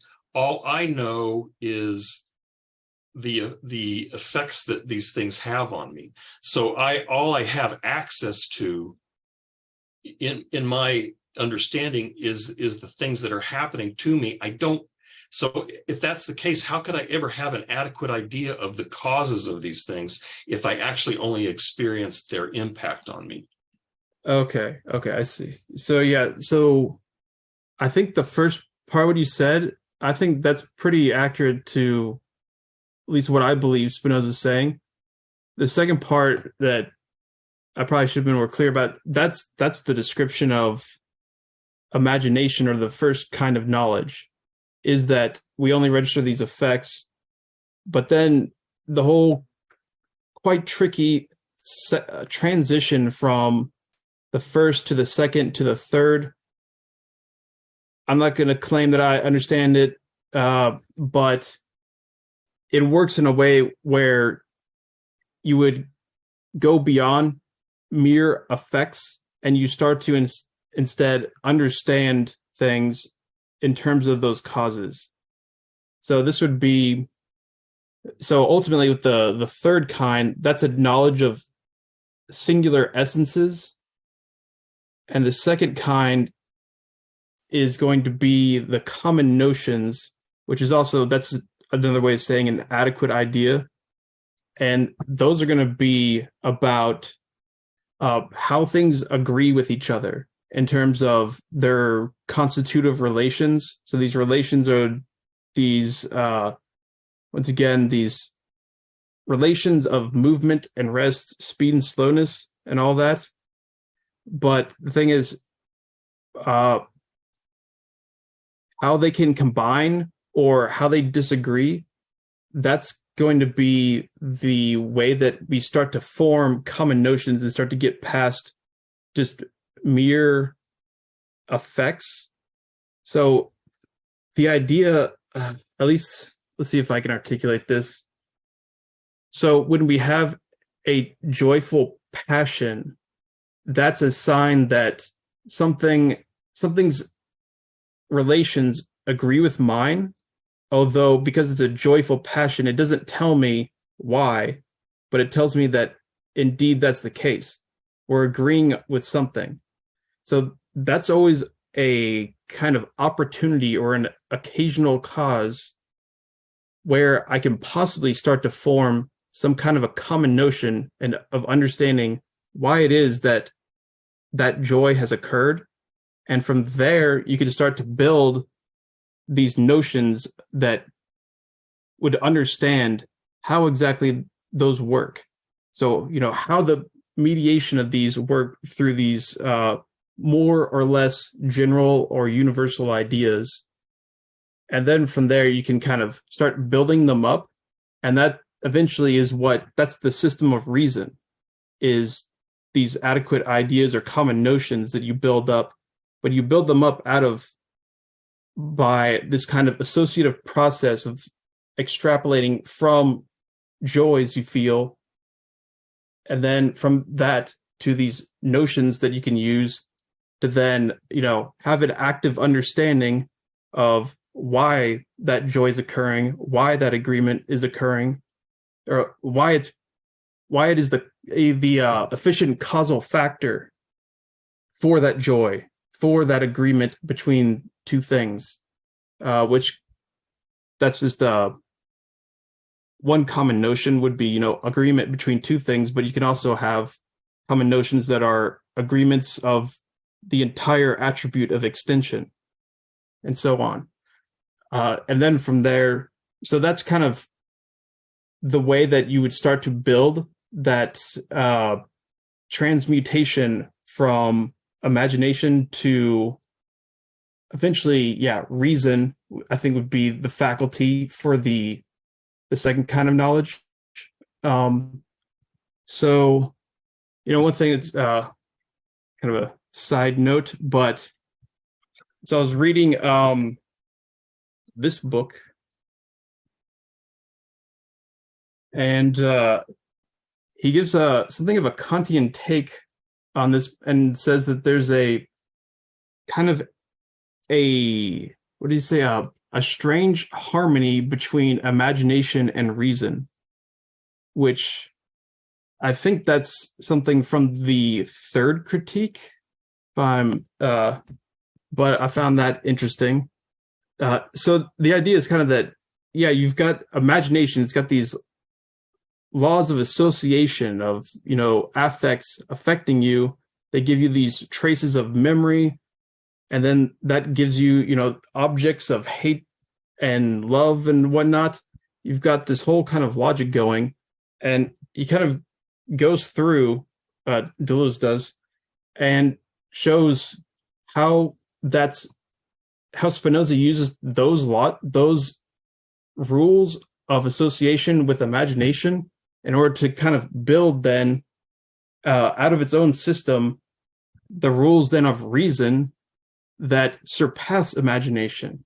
So it's just he's explaining how it's an immanent thing. That's not, reason doesn't just like come out of the blue as some kind of transcendent force. It's like, oh, reason, instead it operates it as this almost like emergent effect out of imagination, which is, I think, is it really shows like that's where I think the appreciation of Spinoza, being able to see that is I think that's, at least that does it for me. It works for me.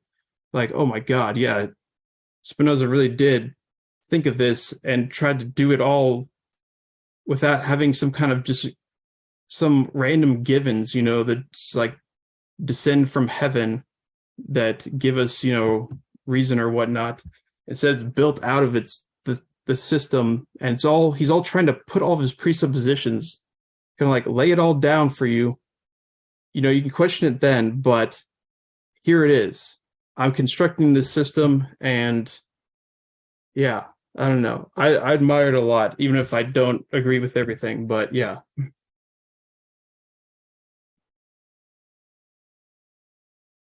That cleared up a lot for me, the question I had, so thank you. I think I was getting getting the imagination phase mixed up with the later adequate idea stuff. Yeah, it's kind of confusing because you never really get rid of the imagination, even when you're completely blessed, or in the state of blessedness, where you have, I think that's the kind of the ultimate thing with the third kind of knowledge. But you're still like, okay, the example he gives of the inadequate idea, or it's actually kind of, it's an inadequate and adequate idea. So the effect of the sun and the way that the sun appears. So even when we have an adequate idea of the sun, it still appears as we imagine it, that it still looks like it's, however far away it looks like. I can understand why it is that it looks like that. That would be that adequate idea. So then the way that it affects me as being this thing that looks only, I don't know, however far away he says it is, that becomes something active and that I understand the affect that is occurring. So I think that's kind of, yeah, absolute knowing. Yeah. I don't know how that even works, but okay, so I did try to go back and listen to the seminar that I wasn't there, but y'all had it, or you're covering, Hegel and phenomenology of spirit. I tried to listen to the one for absolute knowing. I only made it, I think, like maybe 15 minutes in. But Hunter had some interesting things to say. Although he was definitely drinking that day. I'll say that. That's terribly unusual for, I think, a lot of us. Why am I completely sober? I don't know. It's a good question. Yeah, I think Hunter's picking up the slack from the rest of us who are sober during these conversations. Yeah. Yeah, Maybe I although should contribute more then. to be honest, my seminar drink is vodka and spicy V8. So Yeah, which Hunter said he got the spicy V8 from you or something. Yeah. yeah. He that idea of a quick.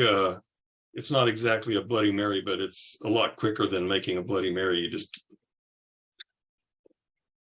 Yeah. Easy. I have the ultimate. I don't even know what to call it. Degenerate. Kind of. Here, I'll just show you.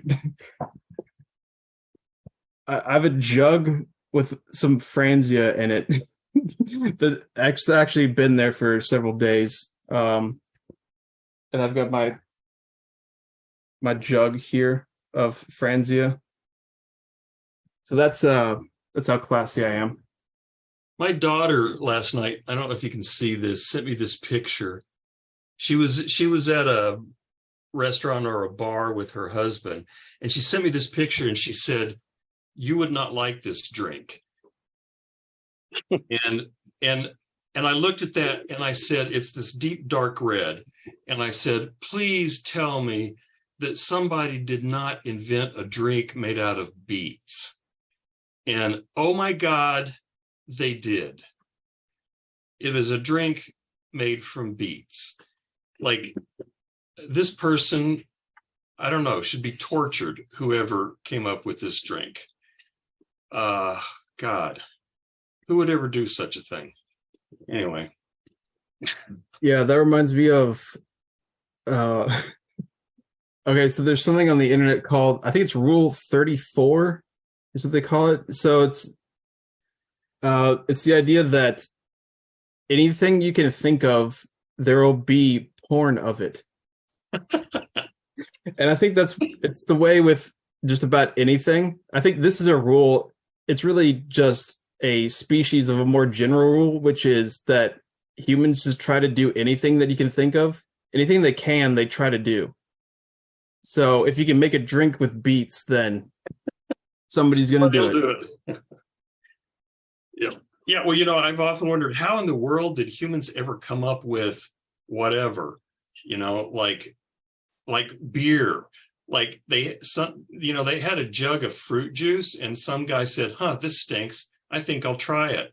Oh, wow, this makes me feel good. Let's make more of this shit." I mean, how does that kind of stuff happen? Okay, so actually, I don't know if anybody here knows who Terence McKenna is, but so he has a book that's kind of a book on the history of psychoactives, I guess you can call it. And he has a whole theory about the origin of alcohol.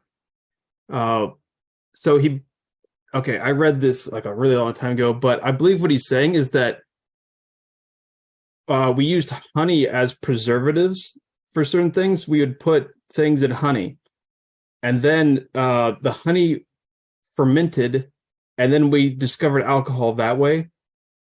And then we realized, oh, fermentation is a thing, and we tried to do with other stuff, and eventually that what is it, yeast? I don't even know how beer is even made. But eventually you get to beer. Yeah. So I guess the first thing would have been like a kind of mead would have been the first alcohol, according to that theory, at least. But Did you hear this new book of history? I want to say its title is literally Drunk. And archaeologists found an extraordinarily old structure in Turkey that was older than what they had ever discovered by a good number of years. And this man is saying that, this historian is saying, archaeologist is saying that the introduction of alcohol was very important in the building of ancient civilizations, because it was a way to break down, inhibitions, and if done correctly with a group effort, the kind of like carrot, and then to be part of these celebrations.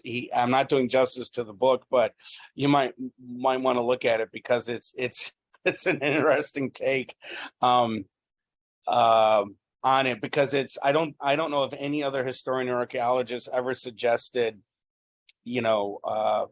mind altering substances as contributing positively to the creation of old civilizations. yeah, so that's definitely what Terence McKenna was saying, although I wouldn't call him a historian by any means. He's a good lecturer if you are up late at night and you want some entertainment. I'll say that.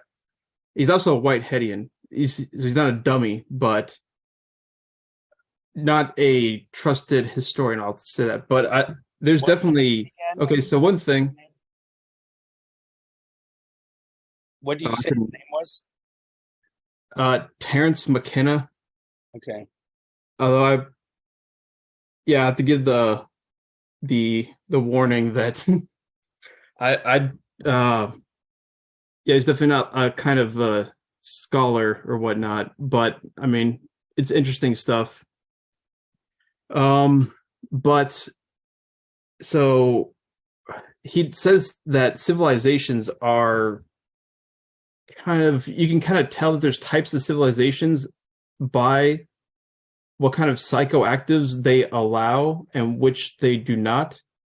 And his kind of division or dichotomy between these, I think, is between these conquering kind of civilizations that he associates with, I think, with alcohol and something else. Oh yeah, he thinks that red meat and beef are also basically have like a drug-like effect, and sugar too, and that he thinks that agricultural civilizations that came about with the kind of the nomadic tribes in the where's that, kind of like the plateaus in Asia and whatnot, that these brought agriculture kind of. Oh wait, that doesn't make any sense. The nomads don't have agriculture. I don't know. Maybe I'm confused. I don't know. But the division is between this, I think he calls it like a solar kind of culture that's based off of alcohol and the sun god and war and all this stuff. And then there's the kind of maternal earth goddess based civilizations that are more egalitarian, and those are based off of these lunar rituals where they take mushrooms.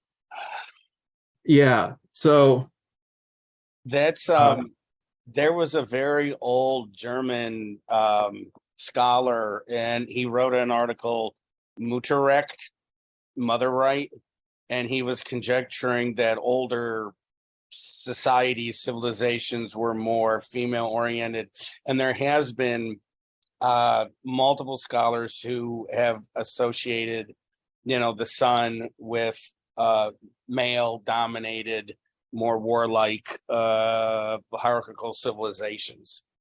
yeah, I think that's what he's saying. Yeah.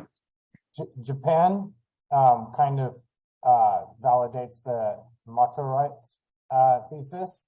However, it complicates the last part that you said because it traces their lineage to an empress goddess, the sun. The sun. That's why I don't know if you know how they write their Oh, names. Well, the name of Japan is origin in the sun. Like the first character, which is like two boxes on top of each other, means the sun, and they trace their emperor's lineage all the way to the divine sun. But it started with an empress, and the sun is a goddess, a Maratisu or something like that. Shades of Anti-Oedipus, the despotic, barbaric machine.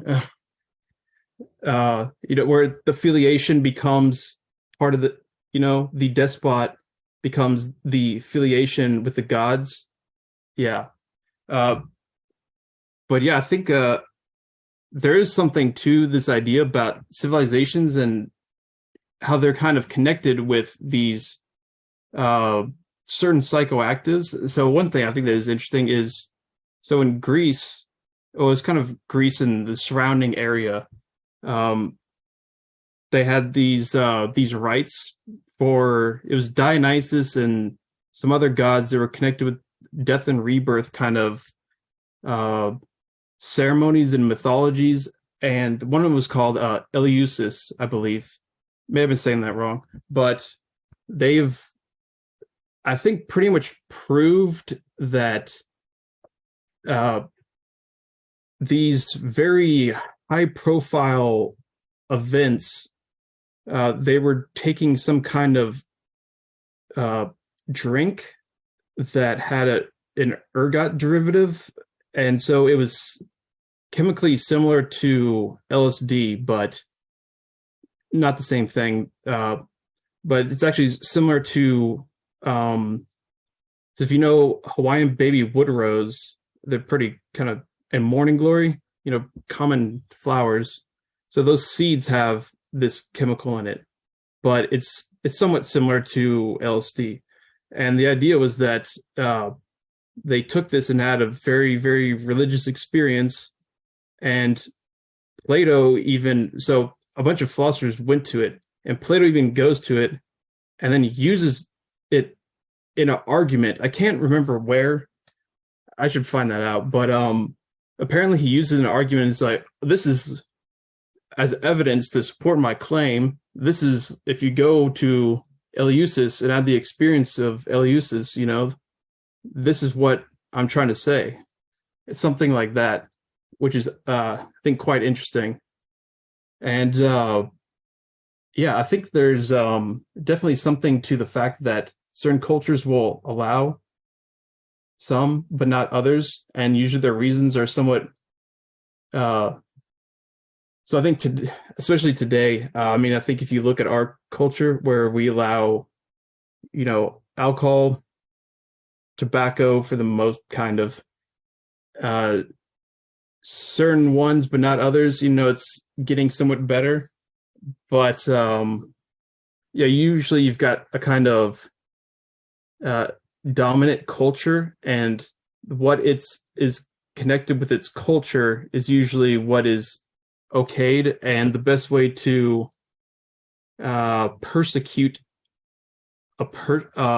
people is to go after the psychoactives that their culture uses. And the thing is, pretty much every culture, if you look, does use psychoactives in one manner or another, but for the same reason that people don't think alcohol is a drug, the same reason that people think that, they're like, oh, it's different though, but it's really not. Basically, we're all doing drugs, and it just depends, somewhat arbitrary which ones you actually use, but it's connected with a lot of interesting power relations. If you look at, so in America, if you look at pretty much any minority that's been persecuted, which is like every minority, I think, it's often done through this kind of legal process of criminalizing their psychoactive of choice, or something connected with it. So let's see, it's like opium, Chinese immigrants, cannabis, marijuana, Mexican immigrants, I believe. Yeah. Yeah, Hearst, William Randolph Hearst originally was from California. He was on the forefront of in his newspapers tying Mexican immigrants, crime, rape to marijuana consumption. And remember, because marijuana was not made illegal by Congress until I believe 1935. Also, before I forget, you had mentioned this something to do with flowers or plants. In the 1980s, there was a historian who really upended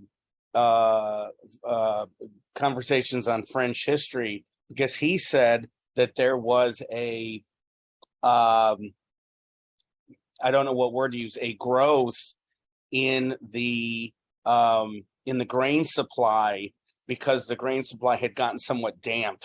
And so there was actually, do you remember, Eric? I wish I could remember what it was, but that and it had psychedelic, it affected people somewhat psychedelically when they consumed it.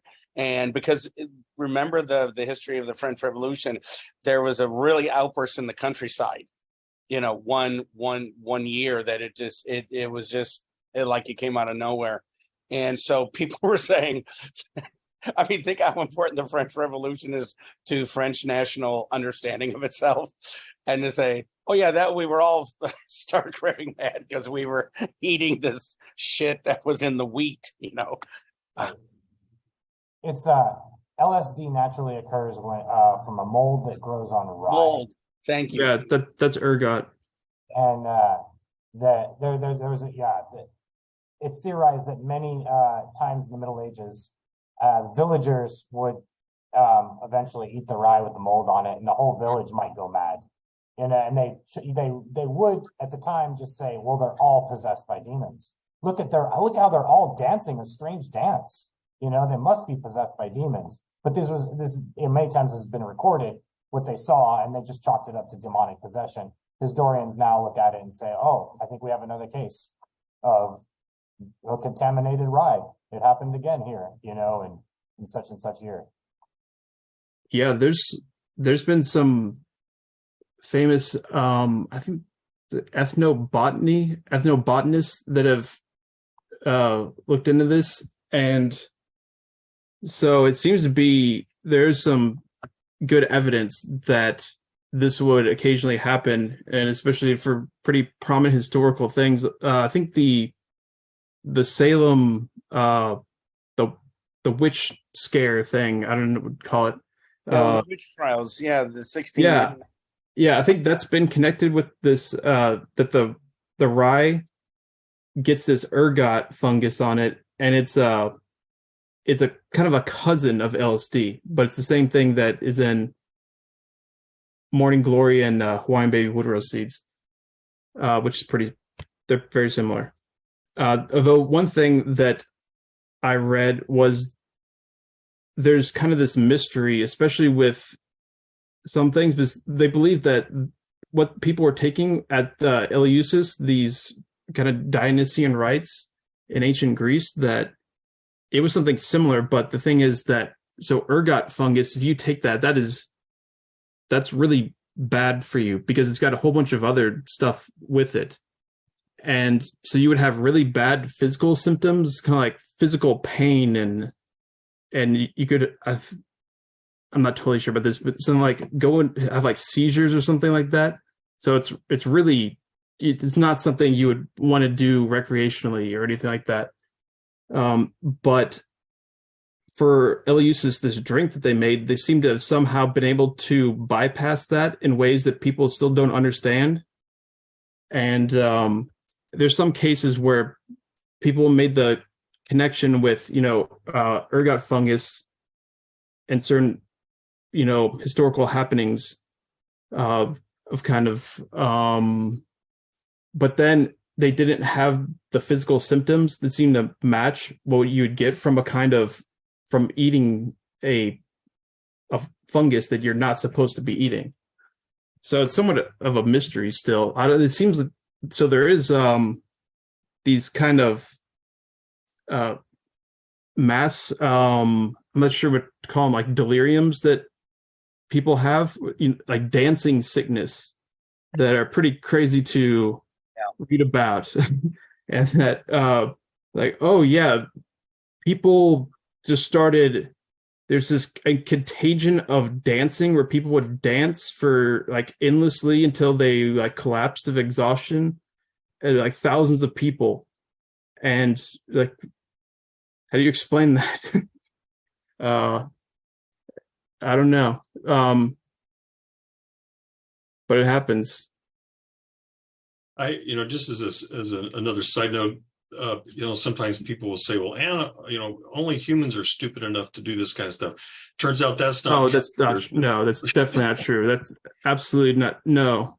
I saw some of you may have already heard this story, but I saw a TV show years ago, and it was all about different animals getting high. And the only two I remember was they had this video of it was some seaside resort, South Pacific resort, where all these people were laying out in the sun with drinks, and there were these little monkeys that would run out of the jungle and steal people's drinks. and some researcher saw this, and he actually started tagging the monkeys. And through his research, he discovered that the percentage of teetotalers, drunks, and moderate drinkers among these monkeys were roughly the same as the percentage in the American population. And so and then another one in this same show, they showed these reindeer, somewhere in the far north, that would go and hunt in the snow for these mushrooms. And they would eat these mushrooms, and they showed these deers, and their heads were, and their eyes were rolling back in their head, and they were kind of jerking. And these things, they would go out there and look for these mushrooms for no other reason. They had plenty of food. They weren't looking for food. They just wanted to get high. I'm pretty sure I've seen the same TV show that you have seen also. Yeah, they had jaguars would also eat this plant that had, I think, some kind of DMT or something in it, and they were clearly they would eat it and be like, oh, like rolling around on their back, just like clearly tripping. Yeah. And there's some other ones too. Okay, cats and catnip, it's clearly a drug. Yeah. So there's a whole bunch of things. Dolphins and puffer fish. So puffer fish, they release this poison, but if you do it in a low enough dose, it just gets them high, and they like almost, not quite literally, but almost literally pass around a puffer fish and take hits off it, and it's like, yeah. I think if you look, just about every intelligent animal seems to do this because it's got a complex enough mind. Might as well have fun with it, yeah.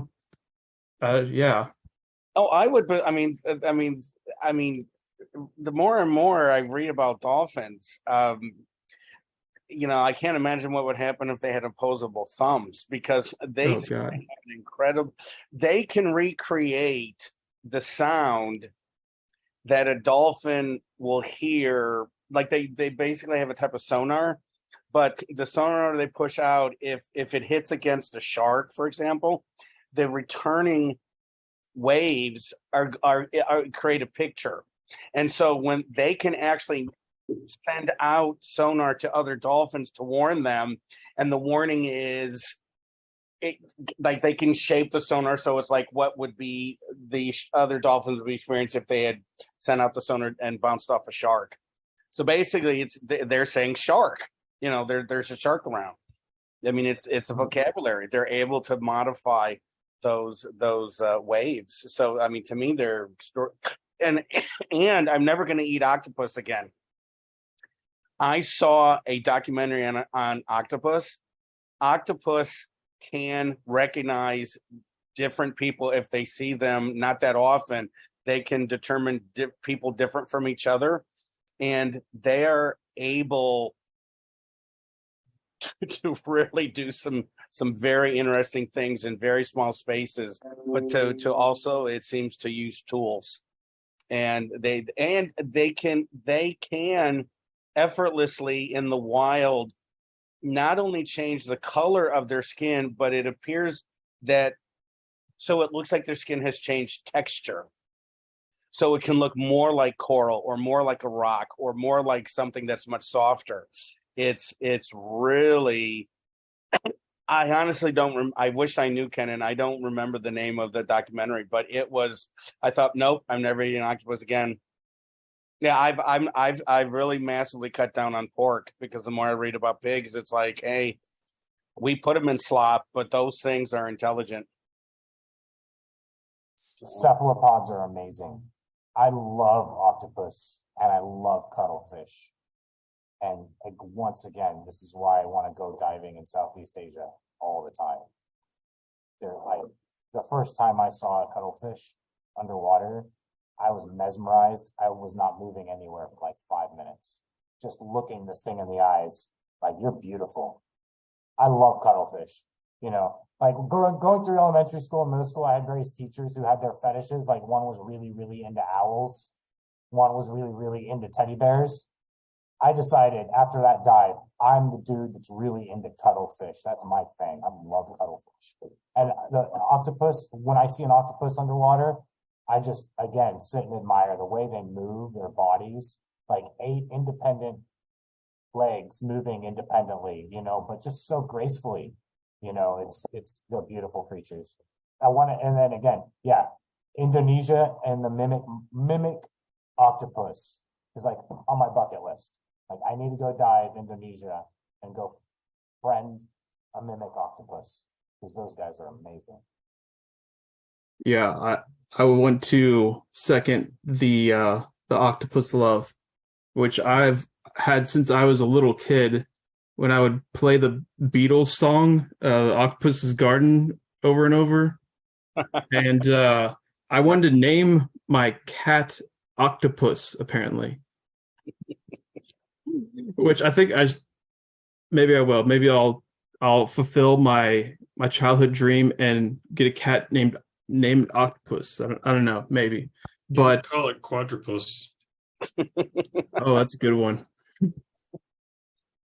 Yeah, octopuses or octopi, either one works. Yeah. They're quite amazing. So they can. I saw one. There's one thing where this octopus, it escaped out of its aquarium, went to another one, ate what was inside there, some fish, and then went back out and got back in its aquarium, as if like, oh, I didn't do anything. Yeah, I'm here in my aquarium. How I didn't do it. Nope. They're very, very intelligent. And also very interesting because they're so different from mammalian intelligence at least in terms of the lines of evolution deviated a very, very, very long time ago. Yeah. So it seems like they converge in some places, but in other cases, it seems like they have a truly a different type of intelligence, which I think is really interesting. Yeah, the cuttlefish thing, that's awesome though. I was not expecting that. Talk about the skin changing colors. The broad club will hypnotize its prey. The flamboyant cuttlefish, though, it has like waves of all sorts of rainbow colors, like red, yellow, black, green, just kind of waving over its body. But those guys are little tiny guys. The broad clubs are a little bit bigger. Yeah, I love cuttlefish.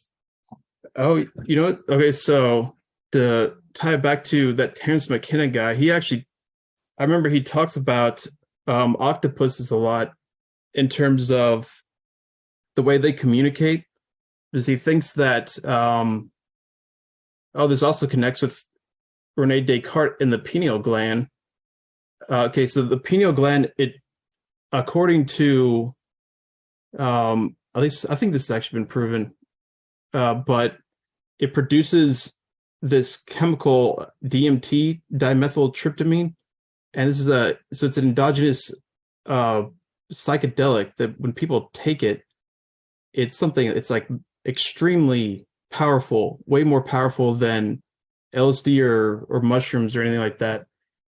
It doesn't last that long, but people experience communication with these kind of other entities, and they try to teach them language, a different kind of language.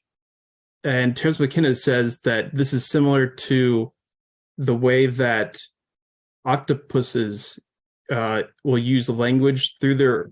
So a lot of times when they're changing their colors or whatnot, they're actually like expressing themselves in this emotional language of, I guess, affects and color kind of synergized.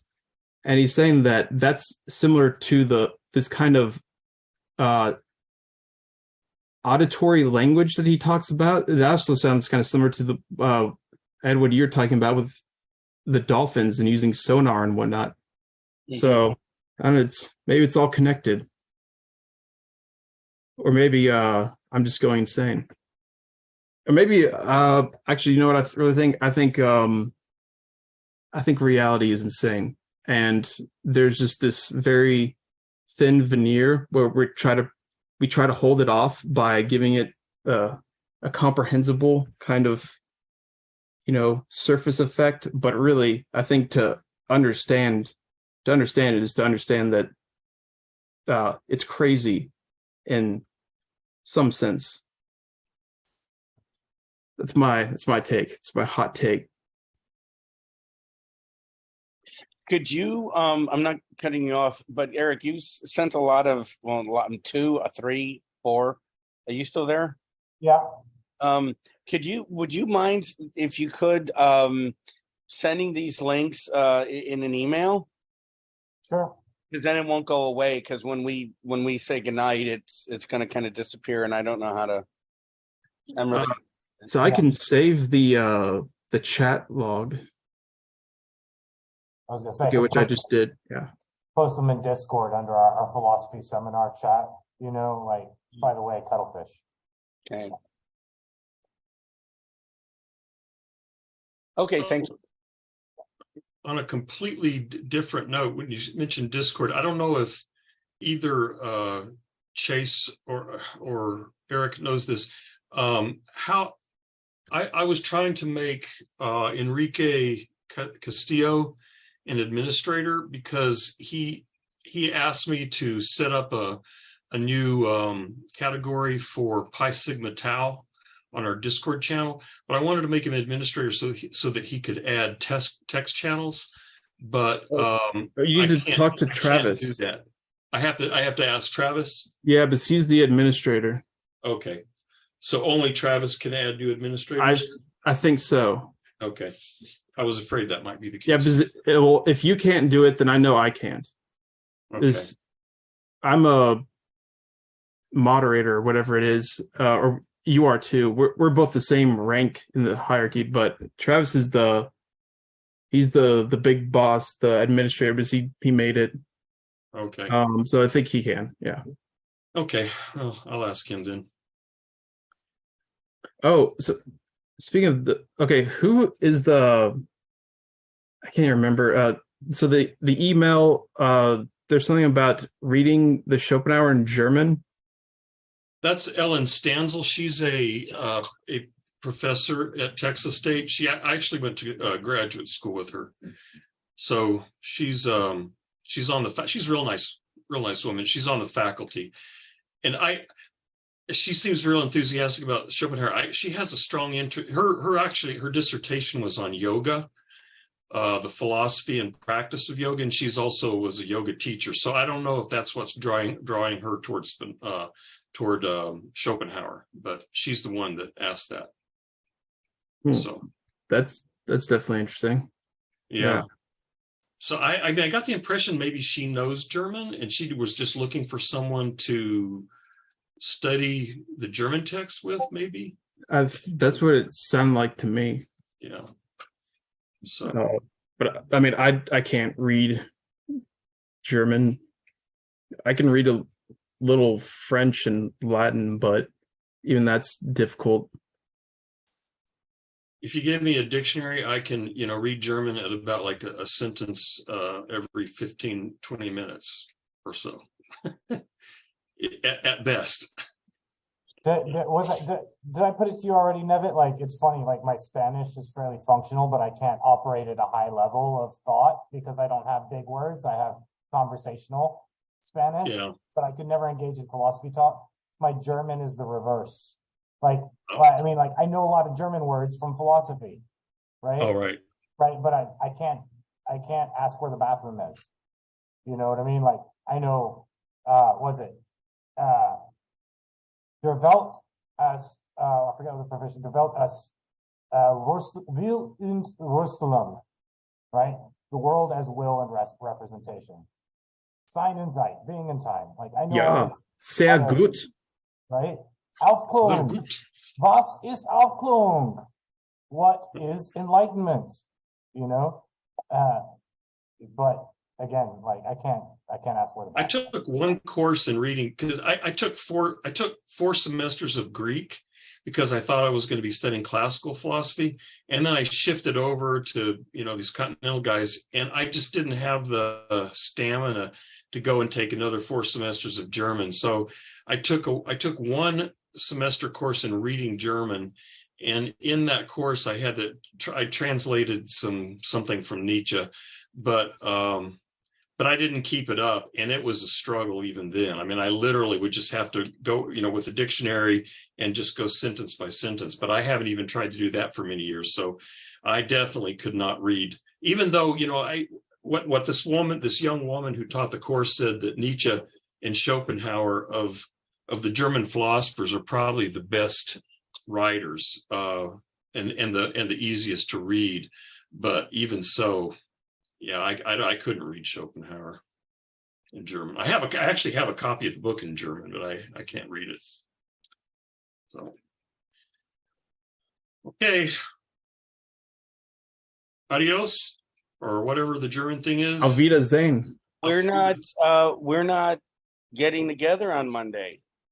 Correct. Well, I'm going to go through withdrawal.